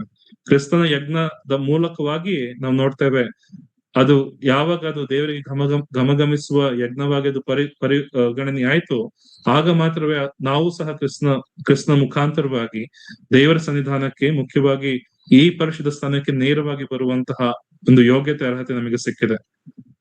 ಯಾಜಕರು ಸಹ ಅದನ್ನ ಯಾವಾಗ ಬೇಕಾಗ ಬರುವಂತ ಅವರು ಇದಿರ್ಲಿಲ್ಲ. ಅವರು ಪರಿಶುದ್ಧರಾಗಿ ತಮ್ಮನ್ ತಾವು ಆ ಎಲ್ಲಾ ಕಾರ್ಯಗಳನ್ನ ಮಾಡಿ, ಬಟ್ಟೆಗಳನ್ನ ಹಾಕೊಂಡು ಆ ಶುದ್ಧಾಚಾರದ ಕ್ರಿಯೆಗಳನ್ನ ಮಾಡಿ, ಆ ಒಂದು ನೀರಿನಲ್ಲಿ ತೊಳ್ಕೊಂಡು, ನಮ್ಮಲ್ಲಿ ಯಾವ್ದಾದ್ರು ಹಿಂಸೆ ಮಾಡಿದ್ದೇವೆ, ತಪ್ಪು ಮಾಡಿದ್ದೇವೆ ಎಂಬುದನ್ನು ನೆನೆಸಿಕೊಂಡು ರಕ್ತವನ್ನು ಹಿಡ್ಕೊಂಡವರಾಗಿ ಅವರು ಒಳಗಡೆ ಬರ್ಬೇಕಾಗಿತ್ತು. ಆದ್ರೆ ನಮಗೆ ದೇವರು ಕೊಟ್ಟಿರುವಂತಹ ಕೃಪೆ, ನಾವು ನೇರವಾಗಿ ಧೈರ್ಯವಾಗಿ ಕೃಪಾಸನದ ಬಳಿಗೆ ಬರುವಂತಹ ಕೃಪೆಯನ್ನು ನಮಗೆ ಕ್ರಿಸ್ತನ ದಯಪಾಲಿಸಿ ಕೊಟ್ಟಿರುವಾಗ ನಮ್ಮ ಯಾಜಕ ಕಾರ್ಯ ನಾವು ಎಷ್ಟು ಮಟ್ಟಿಗೆ ನೆರವೇರಿಸಿದ್ದೇವೆ? ನಾವು ಯಾಜಕರಾಗಿ ದೇವರನ್ನು ಎಷ್ಟು ಮಟ್ಟಿಗೆ ಪವಿತ್ರ ಯಾಜಕ ವರ್ಗದವರಾಗಿ, ರಾಜವಂಶಸ್ಥಂತ ಯಾಜಕ ವರ್ಗದವರಾಗಿ ದೇವರು ಹೇಳಿದಂತಹ ಕಾರ್ಯಗಳನ್ನ ಎಷ್ಟರ ಮಟ್ಟಿಗೆ ನಾವು ಮಾಡಿ ತೀರಿಸ್ತಿದ್ದೇವೆ? ನಾವು ನೋಡ್ತಾ ಬರೋ ಹಾಗೆ ಹೊರಗಣ ತೆರೆಗೂ ಒಳಗಣ ತೆರೆಗೂ ಒಂದು ಸಪರೇಷನ್ ಇತ್ತು. ನಾವು ಹೊರಗಣ ತೆರೆಯನ್ನು ದಾಟ್ಕೊಂಡು ಒಳಗಣ ತೆರೆಗೆ ಬರೋದಾದ್ರೆ ನಾನು ಮತ್ತು ದೇವರು ಹೊರತು ನಮ್ಮ ಮಧ್ಯದಲ್ಲಿ ಯಾರೂ ಇಲ್ಲ. ನಾನು ಮತ್ತು ದೇವರ ಸನ್ನಿಧಾನಕ್ಕೆ ನಾವು ಬರುವಾಗ ನನ್ನನ್ನು ಮತ್ತು ದೇವರನ್ನು ಯಾವ ಸಂಗತಿಗಳು ತಡೆಯುತ್ತಿದೆ, ಅಥವಾ ದೇವರ ಸನ್ನಿಧಾನಕ್ಕೆ ಬಾರದೇ ಇರೋ ಹಾಗೆ ನನ್ನ ಯಾವುದು ತಡೆಯುತ್ತಿದೆ? ದೇವರ ಸನ್ನಿಧಾನಕ್ಕೆ ಬರುವಾಗ ನೇರವಾಗಿ ನಾನು ದೇವರಿಂದ ಮಾತುಗಳನ್ನ ಕೇಳ್ತಿದ್ದೇನಾ? ದೇವರು ನನಗೆ ತಿಳಿಸಬೇಕಂದ ಸಂಗತಿಗಳನ್ನ ಕಲಿತುಕೊಳ್ತಿದ್ದೇನಾ? ದೇವರ ವಿಚಾರಗಳನ್ನ ದೇವರು ನನಗೆ ತಿಳಿಸಿಕೊಡ್ತಿದ್ದಾನ? ಅಥವಾ ನನ್ನ ಮನಸ್ಸಿನಲ್ಲಿ ಆ ಒಂದು ಮರೆ ಮಾಡಿಕೊಂಡು ಏನೋ ಬರ್ಬೇಕಲ್ಲ ಎಂಬುದಾಗಿ ಬರ್ತಿದ್ದೇನಾ? ದೇವರ ಕಾರ್ಯಗಳನ್ನ ಮಾಡ್ಬೇಕೆನ್ನುವಂತಹ ಆ ಒಂದು ಕುತೂಹಲ ನನ್ನಲ್ಲಿದೆಯಾ? ಅಥವಾ ಏನೋ ಮಾಡ್ಬೇಕಿಲ್ಲ ಎನ್ನುವಂತಹ ಒಂದು ಸೋಮಾರಿತನ ನನ್ನ ಜೀವಿತದಲ್ಲಿ ಇದೆಯಾ? ನಮ್ಮನ್ನು ನಾವು ಪರೀಕ್ಷಿಸಿಕೊಳ್ಳುವವರಾಗಿರೋಣ. ನನ್ನ ಒಳಗಡೆ ಆಗುತ್ತಿರುವಂತಹ ಸಂಗತಿ ಯಾರಿಗೂ ಸಹ ತಿಳಿಯೋದಿಲ್ಲ, ಆದ್ರೆ ಎಲ್ಲವೂ ಸಹ ದೇವರಿಗೆ ತಿಳಿದದೆ. ನಾವು ನೋಡ್ತಾ ಬರ್ತೇವೆ, ಆತನು ತಕ್ಕ ಸಮಯದಲ್ಲಿ ಆತನು ಬಹುಮಾನವನ್ನು ಕೊಡುವಂತನಾಗಿರ್ತಾನೆ ಎಂಬುದಾಗಿ ನಾವು ನೋಡ್ತಾ ಬರ್ತೇವೆ. ಕ್ರಿಸ್ತನ ನ್ಯಾಯಾಸನದ ಮುಂದೆ ನಾವು ನಿಲ್ಲುವಾಗ ದೇವರು ಯಾವ ಯಾವ ಬಹುಮಾನಗಳನ್ನು ಕೊಡುವಾತನಾಗಿರ್ತಾನೆ, ಕೊಡುವಂತ ಸ್ಥಿತಿಯಲ್ಲಿ ನಾವಿದ್ದೇವೆ. ದೇವರ ಕಾರ್ಯಗಳನ್ನ ಮಾಡುವವರಾಗಿ ನಾದಾಬ್ ಅಬೀಹು ತರ ದೇವರು ಹೇಳಿದಾನೆ ಮಾಡೋಣ ಎಂಬುದಾಗಿ ನಾವು ಮಾಡುವುದಾದ್ರೆ ಖಂಡಿತವಾಗಿ ದೇವರಿಂದ ನಾವು ತಿರಸ್ಕಾರವನ್ನು ಹೊಂದುವವರಾಗಿರ್ತೇವೆ. ಎಲ್ಲಾಜಾರನ ಹಾಗೆ, ಫಿನೆಹಾಸನ ಹಾಗೆ, ಅಥವಾ ಇನ್ನಿತರ ಕೆಲ ಯಾಜಕರ ಹಾಗೆ ನಾವು ದೇವರಿಗೆ ಮೆಚ್ಚುಗೆ ಆಗುವುದನ್ನು ಸಲ್ಲಿಸುವಾಗ, ಹೌದು ಬಲ ನಂಬಿಗಸ್ತ ಒಳ್ಳೆಯಾಳು, ನೀನು ಯೋಗ್ಯವಾದಂತಹ ಕಾರ್ಯವನ್ನು ಮಾಡ್ತಾ ಬಂದಿದೆ ಎಂಬುದಾಗಿ ದೇವರು ನಮ್ಮನ್ನ ಮೆಚ್ಚಿಸುವಂತ ಸ್ಥಿತಿಯಲ್ಲಿ ನಾವಿದ್ದೇವೆ. ನಮ್ಮನ್ನು ನಾವು ಪರೀಕ್ಷಿಸಿಕೊಳ್ಳುವಂತವರಾಗಿರೋಣ. ಈ ಮೂರು ಸಂಗತಿಗಳು ಅನೇಕ ವಿಚಾರಗಳನ್ನ ನಮಗೆ ತಿಳಿಸುವಂತವಾಗಿರ್ತವೆ. ಈ ಮೂರು ಸಂಗತಿಗಳು ಯಾಜಕರಾಗಿ ನಾವು ಮಾಡಬೇಕಾಗಿರುವಂತಹ ಸಂಗತಿಗಳನ್ನ ಸ್ಪಷ್ಟಪಡಿಸುವಂತವರಾಗಿರ್ತವೆ. ದೇವರ ಚಿತ್ತವಿದ್ದಲ್ಲಿ ಮುಂಬರುವ ದಿನಗಳಲ್ಲಿ ನಾವು ಇದನ್ನು ಕಲಿಯುವಂತವರಾಗಿರೋಣ. ಹೇಗೂ ಹೊಸ ಒಡಂಬಡಿಕೆ ವಿಶ್ವಾಸಿಗಳಾದಂತಹ ನಾವು ರಾಜವಂಶಸ್ಥಂತ ಯಾಜಕರಾಗಿ, ಪವಿತ್ರ ಯಾಜಕ ವರ್ಗದವರಾಗಿ ನಾವು ಕರೆಯಲ್ಪಟ್ಟಿದ್ದೇವೆ. ಆದ್ರೆ ಈ ಕರೆಯನ್ನು ನಾವು ಎಷ್ಟು ಮಟ್ಟಿಗೆ ನಾವು ಯೋಗ್ಯವಾಗಿ ನೆರವೇರಿಸಿದ್ದೇವೆ? ಲೋಕದಲ್ಲಿ ಬೆಳಕಾಗಿರೋ ಎಂಬುದಾಗಿ ನಮ್ಮನ್ನು ಕರೆದಿದ್ದಾನೆ. ಲೋಕದಲ್ಲಿ ನನ್ನ ಗುಣಾತಿಶಯಗಳನ್ನು ಪ್ರಚುರಪಡಿಸುವವರ ಎಂಬುದಾಗಿ ಕರೆದಿದ್ದಾನೆ. ಪವಿತ್ರ ಯಾಜಕ ಸೇವೆಯನ್ನು ಮಾಡಿ ಪವಿತ್ರ ಯಜ್ಞಾನ ಸಮರ್ಪಿಸಿ ಎಂಬುದಾಗಿ ದೇವರು ನಮ್ಮನ್ನು ಕರೆದಿದ್ದಾನೆ. ಹಿಂಸೆಗಳಿದೆ, ಪೇತನ ಕಾಲದಲ್ಲಿ ಸಹ ಹಿಂಸೆಗಳಿತ್ತು. ಅದಾಗಿ ಸಹ ಆತನು ಬರೆಯುವಂತ ಸಂಗತಿ, ನೀವು ಪವಿತ್ರ ಯಾಜಕ ವರ್ಗದವರಾಗಿದ್ದೀರಿ, ಆತ್ಮಿಕ ಯಜ್ಞಗಳನ್ನು ಸಮರ್ಪಿಸ್ರಿ. ರಾಜವಂಶಸ್ಥಂತ ಯಾಜಕ ವರ್ಗದವರಾಗಿದ್ದೀರಿ, ದೇವರ ಗುಣಾತಿಶಯಗಳನ್ನು ಪ್ರಚಾರ ಮಾಡಿ, ದೇವರು ಆದುಕೊಂಡಂತಹ ದೇವರ ಬೆಳಕಿನ ಗುಣಾತಿಶಯಗಳನ್ನು ನೀವು ಹೋಗಿ ವಿವರಿಸಿ ಎಂಬುದಾಗಿ ಪೇತನ ಹೇಳ್ತಾ ಬರ್ತಾನೆ. ನಮ್ಮನ್ನ ನಾವು ಎಷ್ಟರ ಮಟ್ಟಿಗೆ ನಾವು ಸರಿಪಡಿಸಿಕೊಳ್ತಾ ಬಂದಿದ್ದೇವೆ? ನಮ್ಮನ್ನ ನಾವು ಎಷ್ಟರ ಮಟ್ಟಿಗೆ ಈ ಸಂಗತಿಗಳನ್ನ ಮಾಡಲು ಸಿದ್ಧರಾಗಿ ಮಾಡ್ಕೊಳ್ತಾ ಬಂದಿದ್ದೇವೆ? ನಮ್ಮನ್ನು ನಾವು ಆಲೋಚಿಸಿಕೊಳ್ಳೋಣ. ದೇವರು ತಾನೇ ವಾಕ್ಯ ಭಾಗವನ್ನು ಆಶೀರ್ವದಿಸಲಿ.